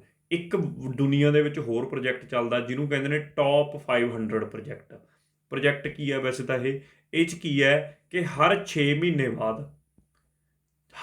ਮਹੀਨੇ ਬਾਅਦ ਯਾਨੀ ਕਿ ਟਵਾਈਸ ਆ ਈਅਰ ਇੱਕ ਟੌਪ 500 ਜਿਹੜੇ ਸੁਪਰ ਕੰਪਿਊਟਰ ਨੇ ਉਹਨਾਂ ਨੂੰ ਰੈਂਕ ਕੀਤਾ ਜਾਂਦਾ, ਉਹਨਾਂ ਦੀ ਲਿਸਟ ਜਾਰੀ ਕੀਤੀ ਜਾਂਦੀ ਹੈ ਵੀ ਦੁਨੀਆ ਦਾ ਸਭ ਤੋਂ ਤਕੜਾ ਕੰਪਿਊਟਰ ਕਿਹੜਾ ਹੈ, ਸੁਪਰ ਕੰਪਿਊਟਰ। ਇਹਦੇ ਲਈ ਟੌਪ 500 ਪ੍ਰੋਜੈਕਟ ਹੈ। ਅਤੇ ਇਹਦੇ ਵਿੱਚ ਜੋ ਬਿਲਕੁਲ ਲੇਟੈਸਟ ਹੁਣ 2020 ਦੀ ਰੈਂਕਿੰਗ ਹੈ, ਉਹਦੇ ਤਹਿਤ ਇੰਡੀਆ ਦੇ 2 ਸੁਪਰ ਕੰਪਿਊਟਰ ਪਹਿਲੇ 100 'ਚ ਆ ਗਏ। ਠੀਕ ਹੈ, ਉਹ 2 ਕਿਹੜੇ ਨੇ, ਪਰਮ ਸਿੱਧੀ ਇਹ ਤਾਂ ਆਇਆ 63rd ਰੈਂਕ 'ਤੇ। ਪ੍ਰਤਿਊਸ਼ ਜਿਹੜਾ ਉੱਪਰ ਆਪਾਂ ਪੜ੍ਹਿਆ ਪੂਨੇ ਲੱਗਿਆ ਹੋਇਆ, ਇੰਸਟਾਲ ਕੀਤਾ ਹੋਇਆ, ਇਹ 78 ਰੈਂਕ 'ਤੇ ਆਇਆ। ਆਹ 2 ਪਹਿਲੇ 100 'ਚ ਨੇ, ਪੇਪਰ 'ਚ ਪੁੱਛਿਆ ਜਾ ਸਕਦਾ ਕਰੰਟ ਦੇ ਐਂਗਲ ਤੋਂ ਕਿ ਪਹਿਲੇ 100 ਦੇ ਰੈਂਕ 'ਚ ਕਿਹੜੇ ਨੇ, ਪਰਮ ਸਿੱਧੀ ਅਤੇ ਪ੍ਰਤਿਊਸ਼। ਟੌਪ 500 'ਚ ਗੱਲ ਕਰਾਂ ਤਾਂ ਇੱਕ ਕੰਪਿਊਟਰ ਹੋਰ ਵੀ ਆਉਂਦਾ, ਮਿਹਰ ਪਹਿਲਾਂ ਪਿਛਲੀ ਰੈਂਕਿੰਗ ਦੇ ਵਿੱਚ ਪਹਿਲੇ 100 'ਚ ਸੀ, ਪਰ ਇਸ ਵਾਰ 100 ਤੋਂ ਅੱਗੇ ਲੰਘ ਗਿਆ, ਇਹ ਆ ਗਿਆ 146 'ਤੇ। ਤਾਂ ਜੇ ਪੁੱਛ ਲੈਣ ਕਿ ਦੁਨੀਆ 'ਚ ਇਸ ਟਾਈਮ ਸਭ ਤੋਂ ਤਕੜਾ ਸੁਪਰ ਕੰਪਿਊਟਰ ਕਿਹੜੇ ਨੇ, ਇੱਕ ਤਾਂ ਹੈਗਾ ਜੀ ਫੁਗਾਕੂ, ਇਹ ਤਾਂ ਹੈਗਾ ਜਾਪਾਨ ਦਾ ਸੁਪਰ ਕੰਪਿਊਟਰ। ਇੱਕ IBM ਕੰਪਨੀ ਦਾ ਸੁਪਰ ਕੰਪਿਊਟਰ, ਉਹਦਾ ਨਾਮ ਹੈਗਾ IBM ਸੁਮਿਟ। ਇਹ 2 ਇਸ ਟਾਈਮ ਸਭ ਤੋਂ ਤਕੜੇ ਸੁਪਰ ਕੰਪਿਊਟਰ ਨੇ ਸਾਡੇ ਕੋਲ, ਜਿਹੜੇ ਇਸ ਟਾਈਮ ਦੇ ਸਭ ਤੋਂ ਤਕੜੇ super computer according to the top 500 project ਦੀ ਰੈਂਕ ਦੇ ਹਿਸਾਬ ਨਾਲ। ਉਮੀਦ ਹੈ ਕਿ ਆਹ ਤਾਂ ਸ਼ਾਇਦ ਨਾ ਪੁੱਛਣ, ਇੰਡੀਆ ਦੇ ਐਂਗਲ ਤੋਂ ਜ਼ਰੂਰ ਯਾਦ ਰੱਖਿਓ ਕਿ 63rd ਰੈਂਕ 'ਤੇ ਪਰਮ ਸਿੱਧੀ ਹੈ ਅਤੇ ਪ੍ਰਤਿਊਸ਼ ਕਿਹੜੇ ਰੈਂਕ 'ਤੇ ਆ, 78th ਰੈਂਕ 'ਤੇ ਆ। ਅੱਗੇ ਚੱਲਦੇ ਹਾਂ, ਦੂਜੀ ਕੈਟੇਗਰੀ 'ਚ ਆ ਗਏ ਐਨਾਲੌਗ ਕੰਪਿਊਟਰ ਜਿਹੜੇ ਸਾਡੇ ਕੋਲ ਐਨਾਲੌਗ ਇਨਪੁੱਟ ਦੇ ਉੱਤੇ ਚੱਲਦੇ ਨੇ। ਠੀਕ ਹੈ, basically it works on a continuously changeable aspects ਦੇ ਉੱਤੇ। ਫਿਜ਼ੀਕਲ ਫਿਨੋਮੀਨਾ ਜਿਵੇਂ pressure, mechanical motion, electrical quantities. ਇਹਦੀ ਸਭ ਤੋਂ ਤਕੜੀ ਐਗਜ਼ਾਮਪਲ ਥਰਮਾਮੀਟਰ ਹੈ। ਹੁਣ ਥਰਮਾਮੀਟਰ ਵੀ ਤਾਂ ਇਹੀ ਕੰਮ ਕਰਦਾ ਹੈ। ਠੀਕ ਹੈ, ਮਰਕਰੀ ਲੈਵਲ ਜਿਵੇਂ ਚੇਂਜ ਹੁੰਦਾ, ਫਿਜ਼ੀਕਲੀ ਕੰਟੀਨਿਊਸਲੀ ਚੇਂਜ ਹੁੰਦਾ ਰਹਿੰਦਾ, ਵੇਰੀ ਕਰਦਾ ਰਹਿੰਦਾ ਉੱਪਰ ਥੱਲੇ, ਉਹਦੇ ਹਿਸਾਬ ਨਾਲ ਰੀਡਿੰਗ ਕੱਢ ਕੇ ਦਿੰਦਾ। ਇਹਨਾਂ ਦੀ ਪ੍ਰੋਬਲਮ ਕੀ ਹੈ, ਐਕੂਰੇਸੀ। ਇਹਨਾਂ ਦੀ ਐਕੂਰੇਸੀ ਇੰਨੀ ਜ਼ਿਆਦਾ ਨਹੀਂ ਹੈਗੀ ਜਿੰਨੀ ਡਿਜੀਟਲ ਦੀ ਹੈ। ਹੁਣ ਆਮ ਤੁਸੀਂ ਦੇਖ ਲਓ, ਇੱਕ ਤੁਹਾਡੇ ਕੋਲ ਡਿਜੀਟਲ ਕਲੌਕ ਲੱਗਿਆ ਹੋਇਆ, ਇੱਕ ਤੁਹਾਡੇ ਘਰੇ ਜਾਂ ਘੜੀ ਤੁਸੀਂ ਐਨਾਲੌਗ ਪਾਈ ਹੋਈ ਹੈ। ਹੁਣ ਡਿਜੀਟਲ ਵਾਲੇ ਨੇ ਐਗਜ਼ੈਕਟ ਦੱਸਣਾ ਕਿ ਭਾਈ ਹੁਣ ਸਾਡੇ ਕੋਲੇ ਯਾਨੀ ਕਿ 22:13 ਹੋ ਗਏ, ਜਿਵੇਂ ਇੱਥੇ ਆ ਕਲੀਅਰਲੀ ਦਿਖਾ ਰਿਹਾ ਮੇਰੇ ਕੋਲੇ। ਠੀਕ ਹੈ, ਸੌਰੀ ਆ ਕਲੀਅਰਲੀ ਦਿਖਾ ਰਿਹਾ ਨਾ ਉੱਪਰ ਕਿ 22:13 ਹੋ ਗਏ। ਹੁਣ ਇਹੀ ਜੇ ਮੇਰੇ ਕੋਲੇ ਐਨਾਲੌਗ ਹੁੰਦਾ ਤਾਂ ਮੈਂ ਐਗਜ਼ੈਕਟ 13 ਨਾ ਕੱਢ ਪਾਉਂਦਾ, ਮੈਨੂੰ ਇੰਨਾ ਤਾਂ ਪਤਾ ਲੱਗ ਜਾਂਦਾ ਵੀ 10 ਕੁਛ ਟਾਈਮ ਹੋ ਗਿਆ, ਪਰ 13 ਕਲੀਅਰ ਹੋ ਗਏ ਇਹ ਤਾਂ ਨਹੀਂ ਪਤਾ ਲੱਗਣਾ ਸੀਗਾ। ਐਕੂਰੇਸੀ ਦਾ ਸਵਾਲ ਹੈ, ਐਕੂਰੇਸੀ ਥੋੜ੍ਹੀ ਜਿਹੀ ਘੱਟ ਹੁੰਦੀ ਹੈ ਇਹਨਾਂ ਦੇ ਵਿੱਚ। ਸਿਕਿਉਰ ਵੀ ਥੋੜ੍ਹੇ ਜਿਹੇ ਡਿਜੀਟਲ ਜ਼ਿਆਦਾ ਨੇ ਕੰਪੈਰੀਜ਼ਨ ਤਾਂ ਇਹ ਕੁਛ ਕੁ ਚੀਜ਼ਾਂ ਹੈਗੀਆਂ ਨੇ, ਪਰ ਕੁਛ ਕੁ ਬੜੇ ਮੋਸਟਲੀ ਕਈ ਥਾਵਾਂ 'ਤੇ ਯੂਜ਼ ਹੁੰਦੇ ਨੇ ਅੱਜ ਵੀ ਐਨਾਲੌਗ। ਜਿਵੇਂ ਏਅਰਕ੍ਰਾਫਟ ਦੀਆਂ ਸਿਮੂਲੇਸ਼ਨਸ 'ਚ ਵਰਤੇ ਜਾਂਦੇ ਨੇ, ਨਿਊਕਲੀਅਰ ਪਾਵਰ ਪਲਾਂਟਸ ਦੇ ਵਿੱਚ ਐਨਾਲੌਗ ਕੰਪਿਊਟਰ ਨੇ, ਹਾਈਡਰੋਲਿਕ ਅਤੇ ਇਲੈਕਟ੍ਰੋਨਿਕ ਨੈਟਵਰਕਸ ਦੇ ਵਿੱਚ ਇਹ ਨੇ, ਬਹੁਤ ਥਾਵੇਂ ਯੂਜ਼ ਵੀ ਹੁੰਦੇ ਨੇ, ਐ ਨਹੀਂ ਹੈਗਾ ਨਹੀਂ ਯੂਜ਼ ਹੁੰਦੇ ਹੈਗੇ। ਤਾਂ ਇਹ ਐਨਾਲੌਗ ਕੰਪਿਊਟਰ ਹੋ ਗਏ। ਹਾਈਬ੍ਰਿਡ ਕੰਪਿਊਟਰ ਉਹ ਨੇ ਜਿਹੜੇ ਦੋਨੋਂ ਐਨਾਲੌਗ ਅਤੇ ਡਿਜੀਟਲ ਟੈਕਨੋਲੋਜੀ ਨੂੰ ਵਰਤਦੇ ਹੋਣ। ਮਤਲਬ ਜਿਹੜੀਆਂ ਡਿਜੀਟਲ ਦੀਆਂ ਵਧੀਆ ਗੱਲਾਂ ਨੇ ਉਹ ਵਰਤ ਲਈਆਂ, ਅਤੇ ਜਿਹੜੀਆਂ ਐਨਾਲੌਗ ਦੇ ਪੋਜ਼ੀਟਿਵ ਪੁਆਇੰਟ ਨੇ ਉਹ ਵਰਤ ਕੇ ਇੱਕ ਕਾਮਨ ਕੰਪਿਊਟਰ ਬਣਾ ਲਿਆ। ਸਪੀਡ ਐਨਾਲੌਗ ਕੰਪਿਊਟਰ ਦੀ, ਐਕੂਰੇਸੀ ਡਿਜੀਟਲ ਕੰਪਿਊਟਰ ਦੀ, ਜੇ ਦੋਨਾਂ ਚੀਜ਼ਾਂ ਨੂੰ ਮੈਚ ਕਰ ਲਈਏ ਕਹਿੰਦੇ ਤਾਂ ਬਸ ਬੱਲੇ ਬੱਲੇ ਆ, ਤਾਂ ਉਹ ਬਣ ਜੂ hybrid computer. Most efficient computer ਹੋਣਗੇ ਡਿਫਰੈਂਸ਼ੀਅਲ ਇਕੁਏਸ਼ਨਸ ਨੂੰ ਪ੍ਰੋਸੈਸ ਕਰਨ ਦੇ ਵਿੱਚ, ਸਮਝ ਗਏ? ਤਾਂ ਮਤਲਬ ਦੋਨਾਂ ਦੇ ਬੈਨੀਫਿਟਸ ਮਿਲਾ ਕੇ ਕਾਸਟ ਵੀ ਸਹੀ ਪਊਗੀ ਤੁਹਾਨੂੰ, ਉਨੀ ਮਹਿੰਗੀ ਨਹੀਂ ਪਊਗੀ, ਤਾਂ ਉਹਨਾਂ ਨੂੰ ਅਸੀਂ ਹਾਈਬ੍ਰਿਡ ਕੰਪਿਊਟਰਸ ਕਹਿ ਦਿੰਦੇ ਹਾਂ। ਹੁਣ ਅੱਗੇ ਚੱਲਦੇ ਹਾਂ। ਅੱਗੇ ਸਾਡੇ ਕੋਲ ਇੱਕ ਕੰਸੈਪਟ ਆ ਗਿਆ ਬੂਟਿੰਗ ਦਾ। ਹੁਣ ਆਪਾਂ ਸਮਝਦੇ ਹਾਂ ਕਿ ਬੂਟਿੰਗ ਦਾ ਕੰਸੈਪਟ ਸਾਡੇ ਕੋਲੇ ਹੈ ਕੀ, ਹੈ ਨਾ। ਬੂਟਿੰਗ ਦੇ ਕੰਸੈਪਟ ਦੇ ਵਿੱਚ ਕੀ ਹੁੰਦਾ, ਹੁਣ ਤੁਸੀਂ ਦੇਖੋ ਯਾਰ, ਬੜੀ ਸਿੰਪਲ ਜੀ ਗੱਲ ਹੈ। ਤੁਸੀਂ ਕੰਪਿਊਟਰ ਨੂੰ ਔਨ ਕਰਦੇ ਹੋ, ਕੰਪਿਊਟਰ ਔਨ ਕੀਤਾ, ਕਿੰਨਾ ਚਿਰ ਉਹ ਗੋਲ ਚੱਕਰ ਜਾਂ ਸੈਂਟਰ 'ਚ ਘੁੰਮੀ ਜਾਂਦਾ। ਜਦੋਂ ਤੱਕ ਕੰਪਿਊਟਰ ਔਨ ਨਹੀਂ ਹੁੰਦਾ ਅਸੀਂ ਕਹਿੰਦੇ ਹਾਂ ਬੂਟ ਹੋ ਰਿਹਾ, ਕੋਈ ਨਾ ਚੱਲਦਾ ਹੈ। ਪਰ ਕੀ ਸਾਨੂੰ ਪਤਾ ਕਿ ਉਹਦੇ ਪਿੱਛੇ ਕੀ ਹੋ ਰਿਹਾ? ਬੂਟ ਦੇ ਪਿੱਛੇ ਸਾਨੂੰ ਤਾਂ ਐਂ ਦਿਖਦਾ ਵੀ ਬਸ ਘੁੰਮ ਗਿਆ, ਅਤੇ ਜਦੋਂ ਔਨ ਹੋ ਗਿਆ ਕੰਪਿਊਟਰ ਹੋ ਗਿਆ। ਉਹ ਜਿਹੜਾ ਪਿਛਲਾ ਸਾਰਾ ਸਿਸਟਮ ਚੱਲ ਰਿਹਾ ਉਹਨੂੰ ਅਸੀਂ ਕਹਿੰਦੇ ਹਾਂ ਬੂਟਿੰਗ।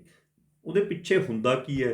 ਜੇ ਤੁਹਾਡੇ 'ਚੋਂ ਪਤਾ ਤਾਂ ਬਹੁਤ ਵਧੀਆ ਗੱਲ ਹੈ, ਜਿਹਨੂੰ ਨਹੀਂ ਪਤਾ ਤਾਂ ਅੱਜ ਸਮਝੋਗੇ ਪਿੱਛੇ ਉਹਦੇ ਹੋ ਕੀ ਰਿਹਾ ਹੁੰਦਾ ਐਕਚੁਅਲ ਦੇ ਵਿੱਚ। ਬੂਟਿੰਗ ਦੇ ਪਿੱਛੇ ਇੱਕ ਚੀਜ਼ ਹੁੰਦੀ ਹੈ, ਉਹਨੂੰ ਅਸੀਂ ਬੋਲਦੇ ਹਾਂ ਬਾਇਓਸ, ਬੇਸਿਕ ਇਨਪੁਟ ਆਊਟਪੁੱਟ ਸਿਸਟਮ। ਬਾਇਓਸ ਜਿਹੜਾ ਹੁੰਦਾ, ਜਦੋਂ ਅਸੀਂ ਕੰਪਿਊਟਰ ਖਰੀਦਦੇ ਹਾਂ, ਕੰਪਿਊਟਰ ਦੇ ਵਿੱਚ ਸਾਡੇ ਇੱਕ ਮੈਮਰੀ ਹੁੰਦੀ ਹੈ ਜਿਹਨੂੰ ਅਸੀਂ ਬੋਲਦੇ ਹਾਂ ਰੋਮ। ਰੋਮ ਦਾ ਮਤਲਬ ਹੁੰਦਾ ਰੀਡ ਓਨਲੀ ਮੈਮਰੀ। ਜਿਹੜੀ ਮੈਮਰੀ ਨੂੰ ਸਿਰਫ ਅਸੀਂ ਉਹ 'ਚ ਕੀ ਪਿਆ ਉਹਨੂੰ ਰੀਡ ਕਰ ਸਕਦੇ ਹਾਂ, ਚੇਂਜ ਨਹੀਂ ਕਰ ਸਕਦੇ ਹੈਗੇ। ਇਹ ਮੈਮਰੀ ਪੱਕੀ ਮੈਮਰੀ ਹੁੰਦੀ ਹੈ, ਕਰ ਸਕਦੇ ਹੋ ਨਾ। ਮੈਂ ਇਹ ਨਹੀਂ ਕਹਿੰਦਾ ਤੁਸੀਂ ਕਹੋਗੇ ਜੀ ਅਸੀਂ ਤਾਂ ਚੇਂਜ ਕਰਕੇ ਦਿਖਾ ਦਿੰਦੇ ਹਾਂ, ਔਖੀ ਹੈ ਚੇਂਜ ਕਰਨੀ। ਮਤਲਬ ਜਾਂ ਤਾਂ ਤੁਸੀਂ UV ਰੇਜ਼ ਮਾਰ ਕੇ ਚੇਂਜ ਕਰੋਗੇ ਜਾਂ ਔਖੇ ਹੱਥਕੰਡੇ ਬਣਾਓਗੇ ਫਿਰ ਚੇਂਜ ਹੋਊ। ਅਦਰਵਾਈਜ਼ ਮੈਨੂਫੈਕਚਰਰ ਨੇ, ਕੰਪਿਊਟਰ ਬਣਾਉਣ ਵਾਲੀ ਕੰਪਨੀ ਨੇ ਜੋ ਕੁਛ ਇਹਦੇ 'ਚ ਪਾ ਕੇ ਦੇਤਾ ਉਹ ਉਵੇਂ ਹੀ ਰਹਿੰਦਾ ਹੈ। ਇਹਦੇ ਵਿੱਚ ਕਿਹੜੀਆਂ ਕਿਹੜੀਆਂ ਚੀਜ਼ਾਂ ਪਾਈਆਂ ਜਾਂਦੀਆਂ ਨੇ? ਇੱਕ ਤਾਂ ਇਹਦੇ ਵਿੱਚ ਬਾਇਓਸ ਪਾ ਕੇ ਦਿੰਦੀ ਹੈ ਕੰਪਨੀ, ਇੱਕ ਦੂਜੀ ਚੀਜ਼ ਜਿਹੜੀ ਪਾ ਕੇ ਦਿੰਦੀ ਹੈ ਉਹਨੂੰ ਅਸੀਂ ਬੋਲਦੇ ਹਾਂ ਮੋਨੀਟਰ ਪ੍ਰੋਗਰਾਮ। ਹੁਣ ਦੋਨਾਂ ਨੂੰ ਸਮਝਦੇ ਹਾਂ। ਬਾਇਓਸ ਦਾ ਰੋਲ ਤਾਂ ਇਹਦੇ ਵਿੱਚ ਆਊਗਾ ਬੂਟਿੰਗ 'ਚ, ਤੁਹਾਨੂੰ ਚੰਗੀ ਤਰ੍ਹਾਂ ਸਮਝ ਆ ਜੂ। ਮੋਨੀਟਰ ਪ੍ਰੋਗਰਾਮ ਦਾ ਇੱਥੇ ਰੋਲ ਨਹੀਂ ਆਊਗਾ, ਪਰ ਸਮਝ ਲਿਓ ਤੁਸੀਂ ਕੋਈ ਵੀ ਬਾਈਨਰੀ ਟੂ ਹੈਕਸਾਡੈਸੀਮਲ ਜਾਂ ਹੈਕਸਾ ਟੂ ਬਾਈਨਰੀ ਕਿਸੇ ਕੋਡ ਨੂੰ ਕਨਵਰਟ ਕਰਨਾ ਹੈ, ਦੋਨੋਂ ਹੀ ਕਨਵਰਜਨਾਂ ਕਰਦਾ ਮੋਨੀਟਰ ਪ੍ਰੋਗਰਾਮ। ਇਹਦੀ ਕੀ ਲੋੜ ਹੈ? ਜਿੰਨੇ ਵੀ ਪ੍ਰੋਸੈਸਰ ਨੇ ਉਹ ਚੱਲਦੇ ਨੇ ਹੈਕਸਾਡੈਸੀਮਲ ਲੈਂਗੁਏਜ ਦੇ ਉੱਤੇ, ਜਿੰਨੇ ਕੰਪਿਊਟਰ ਨੇ ਉਹ ਕੰਮ ਕਰਦੇ ਨੇ ਬਾਈਨਰੀ ਫਾਰਮ ਦੇ ਉੱਤੇ। ਇਸ ਕਰਕੇ ਨਾ ਤਾਂ ਕੰਪਿਊਟਰ ਦੇ ਵਿੱਚ ਪ੍ਰੋਸੈਸਰ ਬਿਨਾ ਸੜੇ, ਨਾ ਕੰਪਿਊਟਰ ਦਾ ਬਿਨਾ ਸੜੇ। ਤਾਂ ਮੈਨੂੰ ਜੇ ਮੈਂ ਕੋਈ ਕੋਡ ਪ੍ਰੋਸੈਸਰ ਨੂੰ ਦੇਣਾ ਹੈ ਤਾਂ ਮੈਂ ਉਹ ਦਊਂਗਾ ਹੈਕਸਾਡੈਸੀਮਲ 'ਚ ਫਾਰਮ 'ਚ, ਅਤੇ ਜਦੋਂ ਕੰਪਿਊਟਰ ਤੋਂ ਡਿਸਪਲੇ ਕਰਾਉਣਾ ਜਾਂ ਕੰਪਿਊਟਰ ਨੂੰ ਦਿੱਤਾ ਜਾਊਗਾ ਉਹ ਜਾਊਗਾ ਬਾਈਨਰੀ ਫਾਰਮ 'ਚ। ਤਾਂ every time I need monitor program ਜਿਹੜਾ ਕਦੇ ਬਾਈਨਰੀ ਟੂ ਹੈਕਸਾਡੈਸੀਮਲ ਕਨਵਰਟ ਕਰੇ, ਕਦੇ ਹੈਕਸਾਡੈਸੀਮਲ ਟੂ ਬਾਈਨਰੀ ਕਨਵਰਟ ਕਰੇ। ਤਾਂ ਇਹ ਵੀ ਫਿਰ ਹਰ ਜਗ੍ਹਾ ਲੋੜ ਪਊਗੀ। ਇਸ ਕਰਕੇ ਰੋਮ ਦੇ ਵਿੱਚ ਮੋਨੀਟਰ ਪ੍ਰੋਗਰਾਮ ਵੀ ਕੰਪਨੀਆਂ ਰੱਖ ਕੇ ਦਿੰਦੀਆਂ ਨੇ। ਹੁਣ ਇਹ ਦੋਨੋਂ ਚੀਜ਼ਾਂ ਹਰ ਜਗ੍ਹਾ ਯੂਜ਼ ਹੋਣੀਆਂ ਨੇ। ਜੇ ਹਰ ਜਗ੍ਹਾ ਯੂਜ਼ ਹੋਣੀਆਂ ਨੇ ਦੈਨ ਇਹਦਾ ਮਤਲਬ ਇਹਨੂੰ ਡਿਲੀਟ ਕਿਉਂ ਕੀਤਾ ਜਾਵੇ? ਫਿਰ ਇਹਨੂੰ ਪੱਕੀ ਮੈਮਰੀ ਵਾਲੀ ਥਾਂ 'ਤੇ ਹੀ ਰੱਖਿਆ ਜਾਵੇ ਨਾ, ਜਿੱਥੋਂ ਇਹਨੂੰ ਡਿਲੀਟ ਕਰਨ ਦੀ ਮੁੜ ਕੇ ਲੋੜ ਨਾ ਪਵੇ ਸਾਡੇ ਕੋਲੇ। ਤਾਂ ਇਹੀ ਗੇਮ ਹੁੰਦੀ ਹੈ ਜਿਹੜੀ ਇਹਦੇ ਵਿੱਚ। ਤਾਂ ਉਮੀਦ ਹੈ ਕਿ ਤੁਹਾਨੂੰ ਬਾਇਓਸ, ਚਲੋ ਬਾਇਓਸ ਤਾਂ ਹਲੇ ਡਿਸਕਸ ਕਰਨਾ ਹੈ, ਮੋਨੀਟਰ ਪ੍ਰੋਗਰਾਮ ਕਲੀਅਰ ਹੋ ਗਿਆ ਹੋਊਗਾ ਕਿ ਮੋਨੀਟਰ ਪ੍ਰੋਗਰਾਮ ਕਿਉਂ ਇਹਦੇ ਵਿੱਚ ਰੱਖਿਆ ਹੁੰਦਾ। ਹੁਣ ਜੇ ਆਹ ਦੋ ਚੀਜ਼ਾਂ ਕਲੀਅਰ ਹੋਈਆਂ ਕਿ ਰੋਮ ਦੇ ਵਿੱਚ ਪਈਆਂ ਨੇ, ਹੁਣ ਸਮਝਦੇ ਹਾਂ ਬਾਇਓਸ ਕਿਉਂ ਰੱਖੀ ਜਾਂਦੀ ਹੈ, ਬਾਇਓਸ ਦਾ ਕੀ ਰੋਲ ਹੁੰਦਾ। ਸਭ ਤੋਂ ਪਹਿਲਾਂ ਕੀ ਹੁੰਦਾ, ਕਹਿੰਦਾ ਜਿਵੇਂ ਹੀ ਤੁਸੀਂ ਨੇ ਪਾਵਰ ਸਵਿਚ ਔਨ ਕੀਤੀ, ਇੱਕ ਕਾਪੀ ਬੂਟ ਪ੍ਰੋਗਰਾਮ ਦੀ ਇਜ਼ ਬਰੌਟ ਫਰੋਮ ਰੋਮ। ਉਹ ਕਾਪੀ ਬੂਟ ਪ੍ਰੋਗਰਾਮ ਹੁੰਦਾ ਕੀ ਹੈ? BIOS into the main memory. BIOS ਪਹੁੰਚ ਜਾਂਦਾ ਮੇਨ ਮੈਮਰੀ ਦੇ ਵਿੱਚ। This process is called booting. Main memory 'ਚ ਜਦੋਂ ਉਹ ਪਹੁੰਚ ਗਿਆ, CPU first runs a jump instruction transfer to the BIOS and it starts executing. BIOS ਚੱਲਣਾ ਸ਼ੁਰੂ ਹੋ ਜਾਂਦਾ ਹੈ। ਮਤਲਬ ਸਭ ਤੋਂ ਪਹਿਲਾਂ ਕੀ ਹੁੰਦਾ, ਇਹ ਬੂਟ ਪ੍ਰੋਗਰਾਮ ਦੀ ਬਾਇਓਸ ਦੀ ਕਾਪੀ ਸਿੱਧਾ ਕੰਪਿਊਟਰ 'ਚ ਜਾਂਦੀ ਹੈ ਅਤੇ ਕੰਪਿਊਟਰ ਬਾਇਓਸ ਨੂੰ ਰਨ ਕਰ ਦਿੰਦਾ। ਠੀਕ ਹੈ, ਕਿਉਂਕਿ ਪ੍ਰੋਗਰਾਮ ਨੂੰ ਰਨ ਤਾਂ ਕਰਨਾ ਹੀ ਪਊਗਾ, ਆਪਣੇ ਆਪ ਖੜਾ ਤਾਂ ਨਹੀਂ ਪ੍ਰੋਗਰਾਮ ਚੱਲ ਜੂ। ਹੁਣ ਜਿਵੇਂ ਹੀ ਬਾਇਓਸ ਚੱਲ ਗਿਆ, ਸਭ ਤੋਂ ਪਹਿਲਾਂ ਬਾਇਓਸ ਨੇ ਕੰਡਕਟ ਕਰਨਾ ਪੋਸਟ। ਪੋਸਟ ਨੂੰ ਅਸੀਂ ਕਹਿੰਦੇ ਹਾਂ ਪਾਵਰ ਔਨ ਸੈਲਫ ਟੈਸਟ। ਇਹਦੇ 'ਚ ਕੀ ਕਰੂਗਾ? ਇਹਦੇ ਵਿੱਚ ਉਹ ਜਿੰਨੇ ਵੀ ਨਾਲ ਕੰਪੋਨੈਂਟ ਲੱਗੇ ਹੋਏ ਨੇ ਹਾਰਡਵੇਅਰ ਦੇ, ਚਾਹੇ ਕੋਈ ਵੀਡੀਓ ਸਰਕਿਟਰੀ ਹੈ, ਚਾਹੇ ਕੋਈ ਹਾਰਡਵੇਅਰ ਦਾ ਤੁਹਾਡਾ ਮਾਊਸ ਲੱਗਿਆ ਹੋਇਆ, ਤੁਹਾਡਾ ਕੀਬੋਰਡ ਲੱਗਿਆ ਹੋਇਆ, ਕੱਲੇ ਨੂੰ ਚੈੱਕ ਕਰੂਗਾ ਬਾਇਓਸ ਵੀ ਸਾਰੇ ਪ੍ਰੋਪਰ ਫੰਕਸ਼ਨਿੰਗ 'ਚ ਹੈਗੇ ਨੇ। ਜੇ ਕੋਈ ਪ੍ਰੋਪਰ ਫੰਕਸ਼ਨਿੰਗ 'ਚ ਨਹੀਂ ਹੋਊਗਾ ਤਾਂ ਨਾਲ ਇੱਕ ਐਰਰ ਦਿਖਾ ਦੂਗਾ ਵੀ ਆ ਫਲਾਣੇ ਚੀਜ਼ ਦੇ ਵਿੱਚ ਖਰਾਬੀ ਹੈ, ਕਰੈਕਟ ਕਰ ਲਓ ਆਪਣੀ ਨੂੰ, ਠੀਕ ਹੈ। ਹੁਣ ਬਾਇਓਸ ਪੋਸਟ ਨੂੰ ਕੰਡਕਟ ਕਰੇ, ਇਹਦੇ ਵਾਸਤੇ 3 ਚੀਜ਼ਾਂ ਦਾ ਕੰਪਿਊਟਰ 'ਚ ਹੋਣਾ ਬਹੁਤ ਜ਼ਰੂਰੀ ਹੈ। ਰੈਮ ਹੋਵੇ ਕੰਪਿਊਟਰ 'ਤੇ, ਪ੍ਰੋਸੈਸਰ ਵੀ ਕੰਪਿਊਟਰ 'ਚ ਹੋਵੇ ਅਤੇ ਮਦਰਬੋਰਡ ਵੀ ਕੰਪਿਊਟਰ 'ਚ ਹੋਵੇ। ਜੇ 3 ਚੀਜ਼ਾਂ ਹੋਣਗੀਆਂ ਤਾਂ ਹੀ ਪੋਸਟ ਕੰਡਕਟ ਕਰ ਪਾਊਗਾ ਬਾਇਓਸ। ਜੇ ਕੋਈ ਵੀ ਚੀਜ਼ ਮਿਸਿੰਗ ਹੋਊਗੀ ਤਾਂ ਬਾਇਓਸ ਨਹੀਂ ਕੰਡਕਟ ਕਰ ਪਾਊਗਾ। ਸਮਝ ਗਏ? ਤਾਂ ਇਹ ਚੀਜ਼ ਹੁੰਦੀ ਹੈ ਬਾਇਓਸ ਸਭ ਤੋਂ ਪਹਿਲਾਂ ਜਿਹੜਾ ਟਾਸਕ ਪਰਫਾਰਮ ਕਰਦਾ ਹੈਗਾ।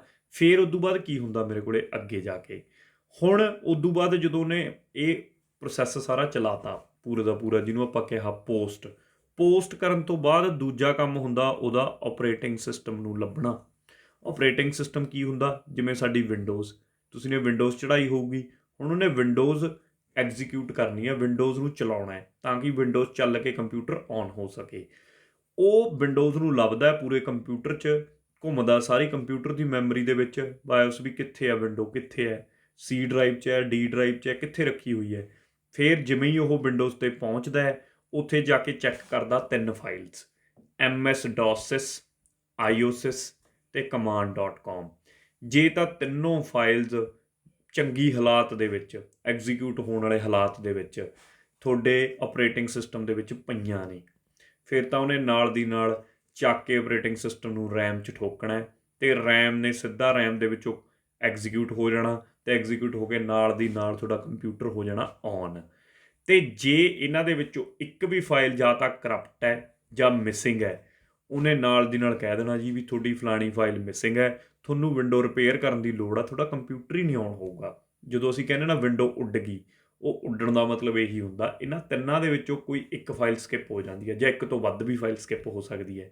ਫਿਰ ਤੁਸੀਂ ਕੀ ਕਰਦੇ ਹੋ? ਫਿਰ ਤੁਸੀਂ ਜਾਂ ਤਾਂ ਪੈਨ ਡਰਾਈਵ ਬੂਟੇਬਲ ਬਣਾਉਂਦੇ ਹੋ, ਪੈਨ ਡਰਾਈਵ 'ਚ ਲਿਆਉਂਦੇ ਹੋ, ਜਾਂ ਫਿਰ ਕੋਈ CD ਲਿਆਉਂਦੇ ਹੋ ਜਿਹ 'ਚ ਤੁਹਾਡੀ ਵਿੰਡੋ ਪਾਈ ਹੁੰਦੀ ਹੈ, ਠੀਕ ਹੈ। ਹੁਣ ਜਦੋਂ ਤੁਸੀਂ CD ਰੋਮ ਦੇ ਵਿੱਚ ਪਾਤੀ, CD ਰੋਮ ਤੁਹਾਡੇ ਇੱਕ ਜਗ੍ਹਾ ਹੁੰਦੀ ਹੈ ਕੰਪਿਊਟਰ 'ਚ ਜਿੱਥੇ ਆਪਾਂ CD ਪਾ ਕੇ CD ਨੂੰ ਚਲਾਉਂਦੇ ਹਾਂ। ਹੁਣ ਦੁਬਾਰਾ ਜਦੋਂ ਬਾਇਓਸ ਆਹੀ ਪ੍ਰੋਸੈਸ ਤੁਸੀਂ ਕਰਾਉਂਦੇ ਹੋ, ਦੁਬਾਰਾ ਔਨ ਕਰਦੇ ਹੋ, ਬੂਟਿੰਗ ਵਾਲਾ ਕੰਸੈਪਟ ਚੱਲਦਾ, ਫਿਰ ਉਹ ਦੁਬਾਰਾ ਸਾਰਾ ਸਟੈਪ ਬਾਇਓਸ ਕੰਡਕਟ ਕਰਦਾ ਹੈ। ਪਹਿਲਾਂ ਪੋਸਟ ਕਰੂਗਾ, ਪੋਸਟ ਕਰਨ ਤੋਂ ਬਾਅਦ ਕੰਡਕਟ ਕਰਕੇ ਪੂਰਾ ਪਾਵਰ ਔਨ ਸੈਲਫ ਟੈਸਟ, ਫਿਰ ਉਹਨੇ ਜਾਣਾ ਆਪਰੇਟਿੰਗ ਸਿਸਟਮ 'ਤੇ। ਅਤੇ ਹੁਣ ਜਦੋਂ ਉਹ ਆਪਰੇਟਿੰਗ ਸਿਸਟਮ 'ਤੇ ਗਿਆ, ਪਹਿਲਾਂ ਉਹਨੇ ਅੰਦਰ ਵਾਲਾ ਆਪਰੇਟਿੰਗ ਸਿਸਟਮ ਹੀ ਲੱਭਿਆ, ਉੱਥੇ ਉਹਨੇ ਦੇਖਿਆ ਕਿ ਫਾਈਲ ਸਕਿਪ ਹੈ, IO.sys ਫਾਈਲ ਸ਼ਾਇਦ ਹੈ ਨਹੀਂ, ਮੰਨ ਲਓ ਉਹਨੇ ਦੇਖਿਆ। ਫਿਰ ਉਹ ਇੱਕ ਵਾਰ ਹੋਰ ਸਰਚ ਕਰੂ ਵੀ ਸ਼ਾਇਦ ਕਿਤੇ ਹੋਰ ਪਈ ਹੋਵੇ। ਉਹ ਐਂ ਪਹਿਲਾਂ ਤਾਂ ਸਾਰੇ ਕੰਪਿਊਟਰ ਦੀ ਇੰਟਰਨਲ ਮੈਮਰੀ ਫਰੋਲੂਗਾ, ਫਿਰ ਫਰੋਲਦਾ ਹੌਲੀ ਹੌਲੀ ਉਹ CD ਰੋਮ 'ਤੇ ਪਹੁੰਚ ਜੂਗਾ ਜਾਂ ਜਿਹੜਾ ਵੀ ਤੁਸੀਂ ਐਕਸਟਰਨਲੀ ਉਹਦੇ ਨਾਲ ਜਿਹ 'ਚ ਵਿੰਡੋ ਪਾ ਕੇ ਲਿਆਏ ਹੋਣਗੇ। ਫਿਰ ਉਹ ਉਹਦੇ ਵਾਲੇ ਆਪਰੇਟਿੰਗ ਸਿਸਟਮ 'ਚ ਗਿਆ, ਉੱਥੇ ਜਾ ਕੇ ਉਹ IO.sys ਫਾਈਲ 'ਤੇ ਪਹੁੰਚ ਗਿਆ। ਹੁਣ ਉਹ ਤੁਹਾਨੂੰ ਕਹੂਗਾ ਕਿ ਵੈਦਰ ਮੈਂ ਤੁਹਾਡਾ ਕੰਪਿਊਟਰ ਰਿਪੇਅਰ ਕਰਾਂ। ਜੇ ਤਾਂ ਰਿਪੇਅਰ ਕਰਨ ਦਾ ਉਹਦਾ ਮਤਲਬ ਇਹੀ ਹੋਊਗਾ ਵੀ ਮੈਂ ਜਿਹੜੀ ਤੁਹਾਡੀ IO.sys ਵਾਲੀ ਕਰਪਟ ਫਾਈਲ ਸੀ, ਸਿਰਫ ਇੱਕ ਕਰਪਟ ਫਾਈਲ ਨੂੰ ਹੀ ਚੇਂਜ ਕਰ ਦੇਣਾ। ਫਿਰ ਤਾਂ ਉਹ ਤੁਸੀਂ ਜੇ ਰਿਪੇਅਰ 'ਤੇ ਯੈਸ ਕਰ ਦਿੰਦੇ ਹੋ, ਉਹਨੇ ਬਾਕੀ 2 ਫਾਈਲਾਂ ਹੀ ਰਹਿਣ ਦੇਣੀਆਂ, IO.sys ਫਾਈਲ ਨੂੰ ਉੱਥੇ ਪਾ ਕੇ ਤੁਹਾਡੇ ਆਪਰੇਟਿੰਗ ਸਿਸਟਮ 'ਚ ਉਹਨੂੰ ਔਨ ਕਰਾ ਦੇਣਾ। ਜੇ ਤੁਸੀਂ ਕਿਹਾ ਨਹੀਂ ਮੈਂ ਤਾਂ ਪੂਰੀ ਵਿੰਡੋ ਇੰਸਟਾਲ ਕਰਨਾ ਚਾਹੁੰਦਾ, ਫਿਰ ਉਹਨੇ ਸਾਰੀ ਪੁਰਾਣੀਆਂ IO.sys ਜਿੰਨੀਆਂ ਫਾਈਲਸ ਨੇ ਸਾਰਿਆਂ ਨੂੰ ਡਿਲੀਟ ਕਰਨਾ ਅਤੇ ਨਵੇਂ ਆਪਰੇਟਿੰਗ ਸਿਸਟਮ ਦੀਆਂ ਸਾਰੀਆਂ ਫਾਈਲਸ ਲਿਆਉਣੀਆਂ ਨੇ ਅਤੇ ਉਸ ਤੋਂ ਬਾਅਦ ਕਿਤੇ ਜਾ ਕੇ ਮੇਰਾ ਪੂਰਾ ਸਿਸਟਮ ਔਨ ਹੋ ਪਾਊਗਾ। ਤਾਂ ਆਹ ਕੁਛ ਹੁੰਦਾ ਬੂਟਿੰਗ ਦੇ ਵਿੱਚ, ਜੋ ਤੁਹਾਨੂੰ ਮੈਂ ਗੱਲਾਂ ਸੁਣਾਈਆਂ ਨੇ। ਇਹ ਪੂਰੇ ਪ੍ਰੋਸੈਸ ਤੋਂ ਬਾਅਦ ਬੂਟਿੰਗ ਕੰਪਲੀਟ ਹੁੰਦੀ ਹੈ ਕਿਤੇ ਜਾ ਕੇ ਆਪਣੀ, ਸਮਝ ਗਏ? ਤਾਂ ਉਮੀਦ ਹੈ ਕਿ ਕਲੀਅਰ ਹੋ ਗਿਆ ਹੋਊਗਾ। ਇਹਨੂੰ ਅਸੀਂ ਬੂਟਿੰਗ ਦਾ ਪ੍ਰੋਸੈਸ ਕਹਿ ਦਿੰਦੇ ਹਾਂ। ਹੁਣ ਇਸ ਤੋਂ ਬਾਅਦ ਇਹ ਬੂਟਿੰਗ 2 ਤਰ੍ਹਾਂ ਦੀ ਹੁੰਦੀ ਹੈ, ਪੇਪਰ ਸਾਡੇ ਤੋਂ ਪੁੱਛਦਾ। ਇੱਕ ਨੂੰ ਅਸੀਂ ਕਹਿੰਦੇ ਹਾਂ ਵਾਰਮ ਬੂਟਿੰਗ, ਇੱਕ ਹੁੰਦੀ ਹੈ ਜੀ ਕੋਲਡ ਬੂਟਿੰਗ। ਫਰਕ ਕੀ ਆ ਦੋਨਾਂ ਦੇ ਵਿੱਚ? ਕਹਿੰਦਾ when the system start from the initial state when it is switched on we call it cold booting ਜਾਂ hard booting. The user press the power button. The instructions are read from the ROM to initiate the booting process. When system restarts or when reset button is pressed, we call it warm booting, and the system does not start from the initial state. There are chances of data loss and system damage of the data might not be stored in case of warm booting. ਤਾਂ ਹੁਣ ਧਿਆਨ ਦਿਓ, ਜਦੋਂ ਤਾਂ ਮੈਂ ਹੁਣ ਮੇਰੇ ਕੋਲ 2 ਆਪਸ਼ਨ ਆਉਂਦੀਆਂ।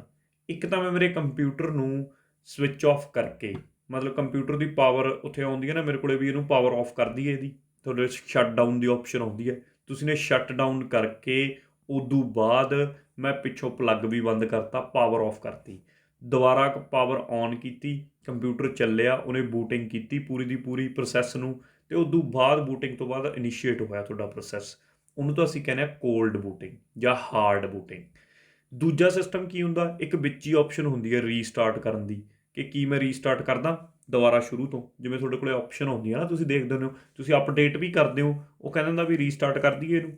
ਜੇ ਤੁਸੀਂ ਡਾਇਰੈਕਟ ਰੀਸਟਾਰਟ ਕਰਾਉਂਦੇ ਹੋ ਜਾਂ ਵਿੱਚੋਂ ਕਿਤੇ ਡਾਇਰੈਕਟ ਰੀਸਟਾਰਟ ਕਰਦੇ ਹੋ, ਮਤਲਬ ਪਿੱਛੋਂ ਪਾਵਰ ਬਟਨ ਨਹੀਂ ਆਫ ਕੀਤਾ ਹੈਗਾ ਮੈਂ, ਠੀਕ ਹੈ, ਸ਼ਟ ਡਾਊਨ ਨਹੀਂ ਕੀਤਾ, ਸਿੱਧਾ ਹੀ ਬਿਨਾਂ ਸ਼ਟ ਡਾਊਨ ਕੀਤੇ ਐਂ ਰੀਸਟਾਰਟ ਕਰਤਾ, ਉਹਨੂੰ ਮੈਂ ਕੀ ਬੋਲਦਾ, ਉਹਨੂੰ ਬੋਲਦਾ ਵਾਰਮ ਬੂਟਿੰਗ। ਅਤੇ ਇਹ ਦੇਖਿਆ ਗਿਆ ਕਿ ਵਾਰਮ ਬੂਟਿੰਗ ਖਤਰਨਾਕ ਹੈ। ਵਾਰਮ ਬੂਟਿੰਗ ਦੇ ਵਿੱਚ ਤੁਹਾਡਾ ਡਾਟਾ ਲਾਸ ਹੋ ਸਕਦਾ, ਤੁਹਾਡਾ ਸਿਸਟਮ ਵੀ ਡੈਮੇਜ ਹੋ ਸਕਦਾ, ਉਹਦਾ ਵਿਚਲਾ ਕੋਈ ਸੋਫਟਵੇਅਰ ਤੁਹਾਡਾ ਉੱਡ ਸਕਦਾ, ਕੋਈ ਨਾ ਕੋਈ ਤੁਹਾਡੀਆਂ ਇਹਨਾਂ ਫਾਈਲਸ ਦੇ ਵਿੱਚ ਪ੍ਰੋਬਲਮ ਆ ਸਕਦੀ ਹੈ, ਜਿਹੜੀਆਂ 3 ਫਾਈਲਸ ਦੀ ਗੱਲ ਕੀਤੀ ਹੈ।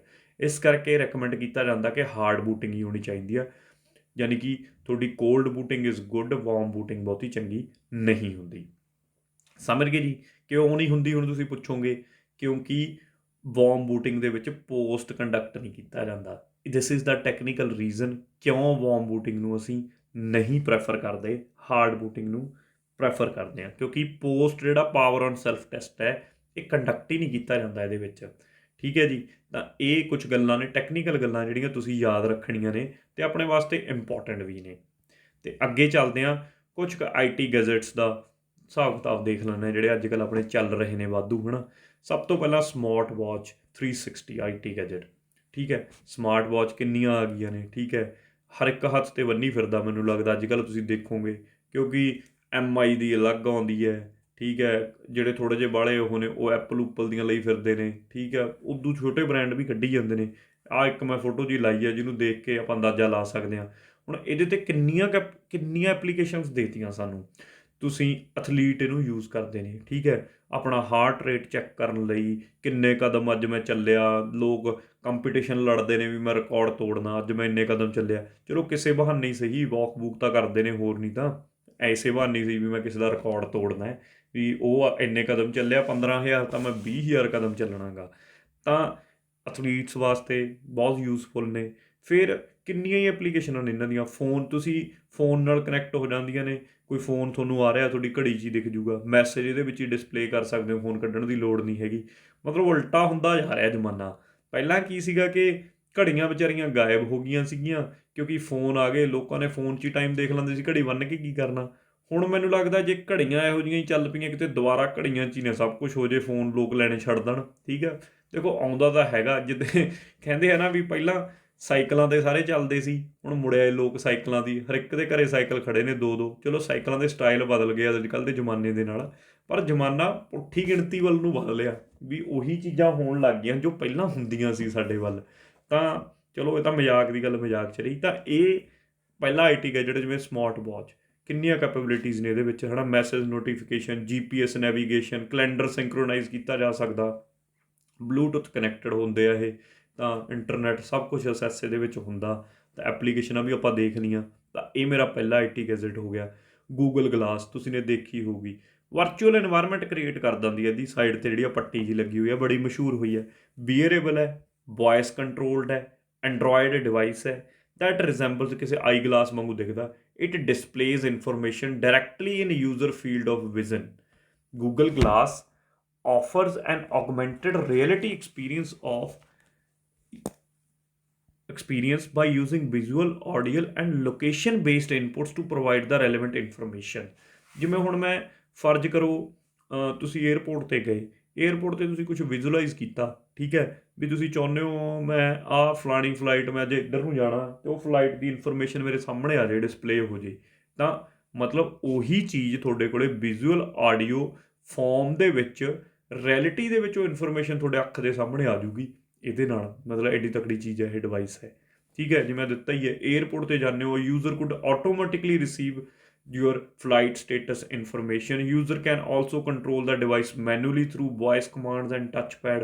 ਮਤਲਬ ਸਾਰੀ ਇਨਫੋਰਮੇਸ਼ਨ ਤੁਸੀਂ ਪੜ੍ਹ ਸਕਦੇ ਹੋ। ਵਾਈਫਾਈ ਇਨੇਬਲਡ ਨੇ, ਬਲੂਟੁੱਥ ਕਨੈਕਟੀਵਿਟੀ ਹੈ, ਤਾਂ ਇਹ ਸਾਰੀਆਂ ਚੀਜ਼ਾਂ ਦੇ ਵਿੱਚ ਪਾਈਆਂ ਜਾਂਦੀਆਂ ਨੇ। ਤਾਂ ਦੈਟ ਇਜ਼ ਗੂਗਲ ਗਲਾਸ। ਇਹ ਵੀ ਇੱਕ IT ਗੈਜਟ ਹੈ ਸਾਡੇ ਕੋਲ, ਐਪਲੀਕੇਸ਼ਨ ਤੁਸੀਂ ਦੇਖ ਹੀ ਲਈ। ਆਹ ਡਰੋਨਸ ਨੇ, ਕਿੰਨੇ ਯੂਜ਼ ਹੁੰਦੇ ਨੇ, ਠੀਕ ਹੈ। ਆ ਵਿਆਹਾਂ ਦੇ ਵਿੱਚ ਦੇਖੋ ਕਿਵੇਂ ਫੋਟੋਆਂ ਯਾਨੀ ਕਿ ਇੱਕ ਕੈਮਰਾ ਲਾ ਕੇ ਇਹਦੇ ਉੱਤੇ ਉਡਾ ਕੇ ਕਿਹੜੇ ਵਿਊ ਲਏ ਜਾਂਦੇ ਨੇ। ਵੈਸੇ ਬੇਸਿਕਲੀ ਯੂਜ਼ਲੀ ਕਿ GPS ਇਨੇਬਲਡ ਹੁੰਦੇ ਨੇ ਇਹ, ਕੈਮਰਾ ਵੀ ਇਹਦੇ 'ਤੇ ਫਿੱਟ ਕੀਤਾ ਜਾ ਸਕਦਾ, ਕੋਈ ਸੈਂਸਰ ਵੀ ਤੁਸੀਂ ਲਾ ਸਕਦੇ ਹੋ, ਐਡੀਸ਼ਨਲ ਇਕੁਇਪਮੈਂਟ ਕੁਛ ਵੀ ਐਡ ਕਰ ਸਕਦੇ ਹੋ ਤੁਸੀਂ ਇਹਦੇ ਉੱਤੇ। ਸਪਾਈਂਗ ਵਾਸਤੇ ਬਹੁਤ ਯੂਜ਼ ਹੁੰਦੇ ਨੇ, ਠੀਕ ਹੈ। ਆਪਣੇ ਵਾਲੇ ਕਿੰਨੇ ਸਿੱਟਦੇ ਨੇ ਪਾਕਿਸਤਾਨ ਵੱਲੋਂ, ਉਹ ਇੱਧਰ ਭੇਜ ਕੇ ਚੈੱਕ ਕਰਦੇ ਰਹਿੰਦੇ ਨੇ ਵੀ ਕੀ ਚੱਲ ਰਿਹਾ ਉੱਧਰ, ਜਾਂ ਆਪਣੇ ਵਾਲੇ ਵੀ ਮੇਬੀ ਕਰਦੇ ਹੋਣਗੇ। ਇਹ ਕਿਵੇਂ ਉੱਡਦੇ ਨੇ? ਇਹਨਾਂ ਦੇ ਆ ਜਿਹੜੇ ਆਲੇ ਦੁਆਲੇ ਪੱਖੇ ਲੱਗੇ ਹੋਏ ਨੇ, ਇਹਨਾਂ ਨੂੰ ਕਹਿੰਦੇ ਨੇ ਰੋਟਰਸ। ਇਹਨਾਂ 'ਚ ਨਾ ਇੱਕ ਚੀਜ਼ ਹੁੰਦੀ ਆ ਬੜੀ ਖਾਸੀਅਤ, ਕਿ ਜਿਹੜੀ ਆ ਸਪਿਨਿੰਗ ਹੈ ਇਹਨਾਂ ਦੇ ਬਲੇਡਸ ਦੀ ਆ, ਘੁੰਮਦੇ ਨੇ, ਇਹ that push the air down, air ਨੂੰ ਥੱਲੇ ਨੂੰ ਡਾਊਨ ਪੁਸ਼ ਕਰਦੇ ਨੇ, ਠੀਕ ਹੈ। ਹੁੰਦਾ ਕੀ ਹੈ, ਇਹਨਾਂ ਦੇ ਵਿੱਚ ਨਾ ਸਿੰਕਰੋਨਾਈਜੇਸ਼ਨ ਹੋਣੀ ਬਹੁਤ ਜ਼ਰੂਰੀ ਹੈ। ਜਿੰਨੇ ਵੀ ਪੱਖੇ ਲੱਗੇ ਹੋਏ ਨੇ, ਸਿੰਕਰੋਨਾਈਜੇਸ਼ਨ ਦਾ ਮਤਲਬ ਹੁੰਦਾ ਕਿ ਬਿਲਕੁਲ ਐਗਜ਼ੈਕਟ ਇੱਕ ਟਾਈਮ ਦੇ ਉੱਤੇ ਘੁੰਮਣਾ ਸ਼ੁਰੂ ਕਰਨ ਅਤੇ ਇੱਕੋ ਹੀ ਸਪੀਡ ਇਹ ਗੇਨ ਕਰਨ। ਜੇ ਇਹਨਾਂ ਚਾਰਾਂ ਦੇ ਵਿੱਚ ਸਿੰਕਰੋਨਾਈਜੇਸ਼ਨ ਹੋਊ, ਇੱਕ ਟਾਈਮ 'ਤੇ ਸਟਾਰਟ ਹੋਣਗੇ, ਇੱਕ ਟਾਈਮ 'ਤੇ ਬੰਦ ਹੋਣਗੇ ਇਕੱਠੇ ਹੀ, ਮਿਲੀ ਸੈਕਿੰਡ ਮਤਲਬ ਬਹੁਤ ਘੱਟ ਮਿਲੀ ਸੈਕਿੰਡ ਕੀ, ਉਹਦੇ ਵਿੱਚ ਵੀ ਫਰਕ ਨਹੀਂ ਪੈਣਾ ਚਾਹੀਦਾ ਇਹਨਾਂ ਦੇ ਵਿੱਚ, ਤਾਂ ਹੀ ਇਹ ਉੱਪਰ ਨੂੰ ਉੱਡੂਗਾ, ਨਹੀਂ ਤਾਂ ਇਹ ਉੱਡਦਾ ਹੀ ਨਹੀਂ ਹੈਗਾ। ਮਤਲਬ ਇਹਦੀ ਜੇ ਪ੍ਰੈਕਟੀਕਲੀ ਕਿਸੇ ਨੇ ਬਣਾਉਣਾ ਹੋਵੇ ਜੇ ਇਸ ਚੀਜ਼ ਨੂੰ, ਤਾਂ ਇਹ ਚੀਜ਼ ਦਾ ਬਹੁਤ ਧਿਆਨ ਰੱਖਿਆ ਜਾਂਦਾ, ਬਹੁਤ ਵੱਡਾ ਰੌਲਾ ਹੁੰਦਾ, ਕਿਉਂਕਿ ਗ੍ਰੈਵੀਟੇਸ਼ਨ ਪੁੱਲ ਦੇ ਅਗੇਂਸਟ ਕੰਮ ਕਰਾਉਣਾ ਇਹਨਾਂ ਤੋਂ, ਠੀਕ ਹੈ। ਜਿਹੜਾ ਵੀ ਥਰਸਟ ਇਹ ਰੋਟਰਸ ਨੇ ਮਾਰਨਾ ਉੱਪਰ ਨੂੰ, ਗ੍ਰੈਵੀਟੇਸ਼ਨ ਪੁੱਲ ਦੇ ਬਰਾਬਰ ਦਾ ਥਰਸਟ ਉੱਪਰ ਨੂੰ ਮਾਰਨਾ, ਤਾਂ ਹੀ ਉੱਪਰ ਨੂੰ ਉੱਠੂਗਾ ਉਹ। ਐਪਲੀਕੇਸ਼ਨਾਂ ਤਾਂ ਉਹਦੀਆਂ ਅਣਗਿਣਤ ਨੇ। ਹੁਣ ਅੱਜ ਕੱਲ੍ਹ ਤੁਸੀਂ ਦੇਖਿਆ ਕਿ ਗੌਰਮੈਂਟ ਨੇ ਤਾਂ ਲਾਜ਼ ਵੀ ਬਣਾ ਰੱਖੇ ਨੇ ਕਿ ਜੇ ਮਿਲਟਰੀ ਜਾਂ ਫਿਰ ਡਿਫੈਂਸ ਵਾਲਿਆਂ ਤੋਂ ਇਲਾਵਾ ਇੱਕ ਲਿਮਿਟਿਡ ਹਾਈਟ ਤੋਂ ਉੱਚੇ ਤੁਸੀਂ ਇਹਨਾਂ ਨੂੰ ਉਡਾ ਹੀ ਨਹੀਂ ਸਕਦੇ, ਨਹੀਂ ਤਾਂ ਤੁਹਾਡੇ 'ਤੇ ਸਿੱਧਾ ਪਰਚਾ ਹੈ। ਪਿੱਛੇ ਜੇ ਇਹਨੂੰ ਲੈ ਕੇ ਐਕਟ ਆਇਆ ਸੀਗਾ, ਕਰੰਟ ਅਫੇਅਰਸ ਦੇ ਵਿੱਚ ਤੁਸੀਂ ਪੜ੍ਹ ਸਕਦੇ ਹੋ ਉਸ ਗੱਲ ਨੂੰ, ਕਿ ਕਿੰਨੀ ਹਾਈਟ ਰੱਖੀ ਗਈ ਹੈ, ਇਸ ਹਾਈਟ ਤੋਂ ਉੱਪਰ ਨਹੀਂ ਜਾਣੇ ਚਾਹੀਦੇ ਜਾਂ ਹੋਰ, ਹੈ ਨਾ। ਉਹ ਇੱਥੇ ਮੈਂ ਉਹ ਚੀਜ਼ ਦੇ ਉੱਤੇ ਨਹੀਂ ਜਾਣ ਲੱਗਿਆ ਹੈਗਾ, ਮੈਂ ਤਾਂ ਸਿਰਫ IT ਗੈਜਟ ਦੱਸਣਾ ਜੀ ਤੁਹਾਨੂੰ, IT ਗੈਜਟ ਦੱਸਤਾ। ਅੱਗੇ ਚੱਲਦੇ ਹਾਂ। ਪੈਨ ਵਿਦ ਕੈਮਰਾ ਬੜੇ ਆ ਜੀ, ਜਿਹੜੇ ਸਟਿੰਗ ਆਪਰੇਸ਼ਨ ਕੀਤੇ ਜਾਂਦੇ ਨੇ। ਸਟਿੰਗ ਆਪਰੇਸ਼ਨ ਅਸੀਂ ਤਾਂ ਕਰਦੇ ਨੇ, ਕੈਮਰੇ ਵਾਲਾ ਪੈਨ ਲੈ ਜਾਂਦੇ ਨੇ, ਵਿੱਚੋਂ ਵੀਡੀਓ ਬਣਾ ਲੈਂਦੇ ਨੇ, ਨਾਲ ਦੀ ਨਾਲ ਕਰਪਸ਼ਨ ਦੇ ਅਗੇਂਸਟ ਤਾਂ ਕਿੰਨਾ ਕੁਛ ਯੂਜ਼ ਹੋ ਰਿਹਾ। ਤਾਂ ਇਹ ਵੀ ਇੱਕ ਸਾਡੇ ਕੋਲੇ ਕੀ ਆ, IT ਗੈਜਟ ਹੀ ਆ। ਪਰਸਨਲ ਡਿਜੀਟਲ ਅਸਿਸਟੈਂਟਸ ਆ ਤੁਸੀਂ ਦੇਖ ਸਕਦੇ ਹੋ, ਹੁਣ ਤਾਂ ਘੱਟ ਹੀ ਯੂਜ਼ ਹੁੰਦੇ ਨੇ, ਪਹਿਲਾਂ ਚੱਲੇ ਸੀ ਬੜੇ ਇਹ, ਜਿਹਨੂੰ ਅਸੀਂ ਪਾਮ ਟੌਪ ਵੀ ਕਹਿ ਦਿੰਦੇ ਹਾਂ। ਇੱਕ ਸਟਾਈਲਸ ਦਿੱਤਾ ਹੋਊ ਤੁਹਾਡੇ ਕੋਲੇ, ਸਟਾਈਲਸ ਮਤਲਬ ਜਿਵੇਂ ਆਹ ਪੈਨ, ਹੁਣ ਮੈਂ ਵੀ ਤਾਂ ਉਹੀ ਪੈਨ ਯੂਜ਼ ਕਰ ਰਿਹਾ ਇੱਥੇ ਜਿਹੜਾ ਚੱਲ ਰਿਹਾ ਤੁਹਾਨੂੰ ਸਮਝਾਉਣ ਲਈ। ਇਹ ਸਟਾਈਲਸ ਕੀਬੋਰਡ ਹੋਊਗਾ ਇਨਪੁਟ ਵਾਸਤੇ, ਤੁਸੀਂ ਐਂਟਰ ਕਰਨ ਵਾਸਤੇ। ਇਹਦੇ ਨਾਲ ਮਤਲਬ ਉਹਦੇ ਉੱਤੇ ਲਿਖ ਸਕਦੇ ਹੋ, ਠੀਕ ਆ। ਵੋਇਸ ਰੈਕੋਗਨੀਸ਼ਨ ਟੈਕਨੋਲੋਜੀ ਦੇ ਥਰੂ ਇਨਪੁਟ ਹੋ ਸਕਦੀ ਹੈ। ਸਟਾਈਲਸ ਅਤੇ ਕੀਬੋਰਡ ਵਰਜ਼ਨ ਮਤਲਬ PDA ਸਾਰੀਆਂ ਹੀ ਐਪਲੀਕੇਸ਼ਨਾਂ ਲਈ ਹੋ ਗਿਆ, ਫੋਨ ਦਾ ਕੰਮ ਵੀ ਦੇਣਗੇ ਤੁਹਾਡੇ ਲਈ। ਇੱਕ ਲੈਪਟਾਪ ਵਾਲਾ, ਮਿੰਨੀ ਲੈਪਟਾਪ ਵਾਲਾ ਕੰਮ ਕਰਦੇ ਸੀ ਇਹ ਬੇਸਿਕਲੀ, ਤੁਸੀਂ ਕਹਿ ਸਕਦੇ ਹੋ। ਤਾਂ ਇਹ ਵੀ ਇੱਕ IT ਗੈਜਟ ਹੈ। ਟੈਬ ਹੋ ਗਿਆ, ਉਹ ਵੀ IT ਗੈਜਟ ਹੋ ਗਿਆ। ਦੇਅਰ ਆਰ ਮੈਨੀ ਮੋਰ IT ਗੈਜਟਸ ਯਾਰ। IT ਗੈਜਟਸ ਪੜ੍ਹਾਉਣੇ ਹੋਣ ਤਾਂ IT ਗੈਜਟਸ ਦੀ ਤਾਂ ਕੋਈ ਲਿਮਿਟ ਹੀ ਨਹੀਂ ਹੈਗੀ ਮੇਰੇ ਹਿਸਾਬ ਨਾਲ, ਹੈ ਨਾ। ਜਿੰਨੇ ਮਰਜ਼ੀ IT ਗੈਜਟਸ ਤੁਸੀਂ ਬੋਲੀ ਜਾਓ, ਸਾਰੇ IT ਗੈਜਟ ਹੀ ਹੋਣਗੇ। ਤਾਂ ਅੱਜ ਕੱਲ੍ਹ ਤਾਂ ਕੋਈ ਲਿਮਿਟ ਨਹੀਂ ਰਹੀ IT ਗੈਜਟਸ ਦੀ। ਤਾਂ ਜੇ IT gadgets and their applications ਦਾ ਤਾਂ ਮੈਨੂੰ ਲੱਗਦਾ ਜੇ ਤੁਸੀਂ ਕਿੰਨੇ ਘੰਟੇ ਹੀ ਪੜ੍ਹਾਈ ਜਾਓ ਤਾਂ ਵੀ IT ਗੈਜਟਸ ਪੜ੍ਹੀ ਜਾਓ। ਤਾਂ ਮੋਟੇ ਜਿਹੜੇ ਅੱਜ ਕੱਲ੍ਹ ਜ਼ਿਆਦਾ ਨਿਊਜ਼ ਦੇ ਵਿੱਚ ਸੀ ਉਹ ਤੁਹਾਨੂੰ ਮੈਂ ਦੱਸਤੇ। ਬਾਕੀ ਇਹਨਾਂ ਬਾਰੇ ਤਾਂ ਮੈਕਸੀਮਮ ਮੈਨੂੰ ਲੱਗਦਾ ਜਿਹੋ ਜਿਹਾ ਅੱਜ ਦਾ ਜ਼ਮਾਨਾ ਹੈਗਾ, ਤੁਹਾਨੂੰ ਸਾਰਿਆਂ ਨੂੰ ਨੌਲੇਜ ਹੈ ਹੀ IT ਗੈਜਟਸ ਬਾਰੇ। ਤਾਂ ਇਹ ਸੀ ਆਪਣਾ ਅੱਜ ਦਾ ਲੈਕਚਰ, ਠੀਕ ਹੈ। ਤਾਂ ਇਹਦੇ ਵਿੱਚ ਇੰਨਾ ਹੀ ਹੈ ਜੀ। Thank you for watching.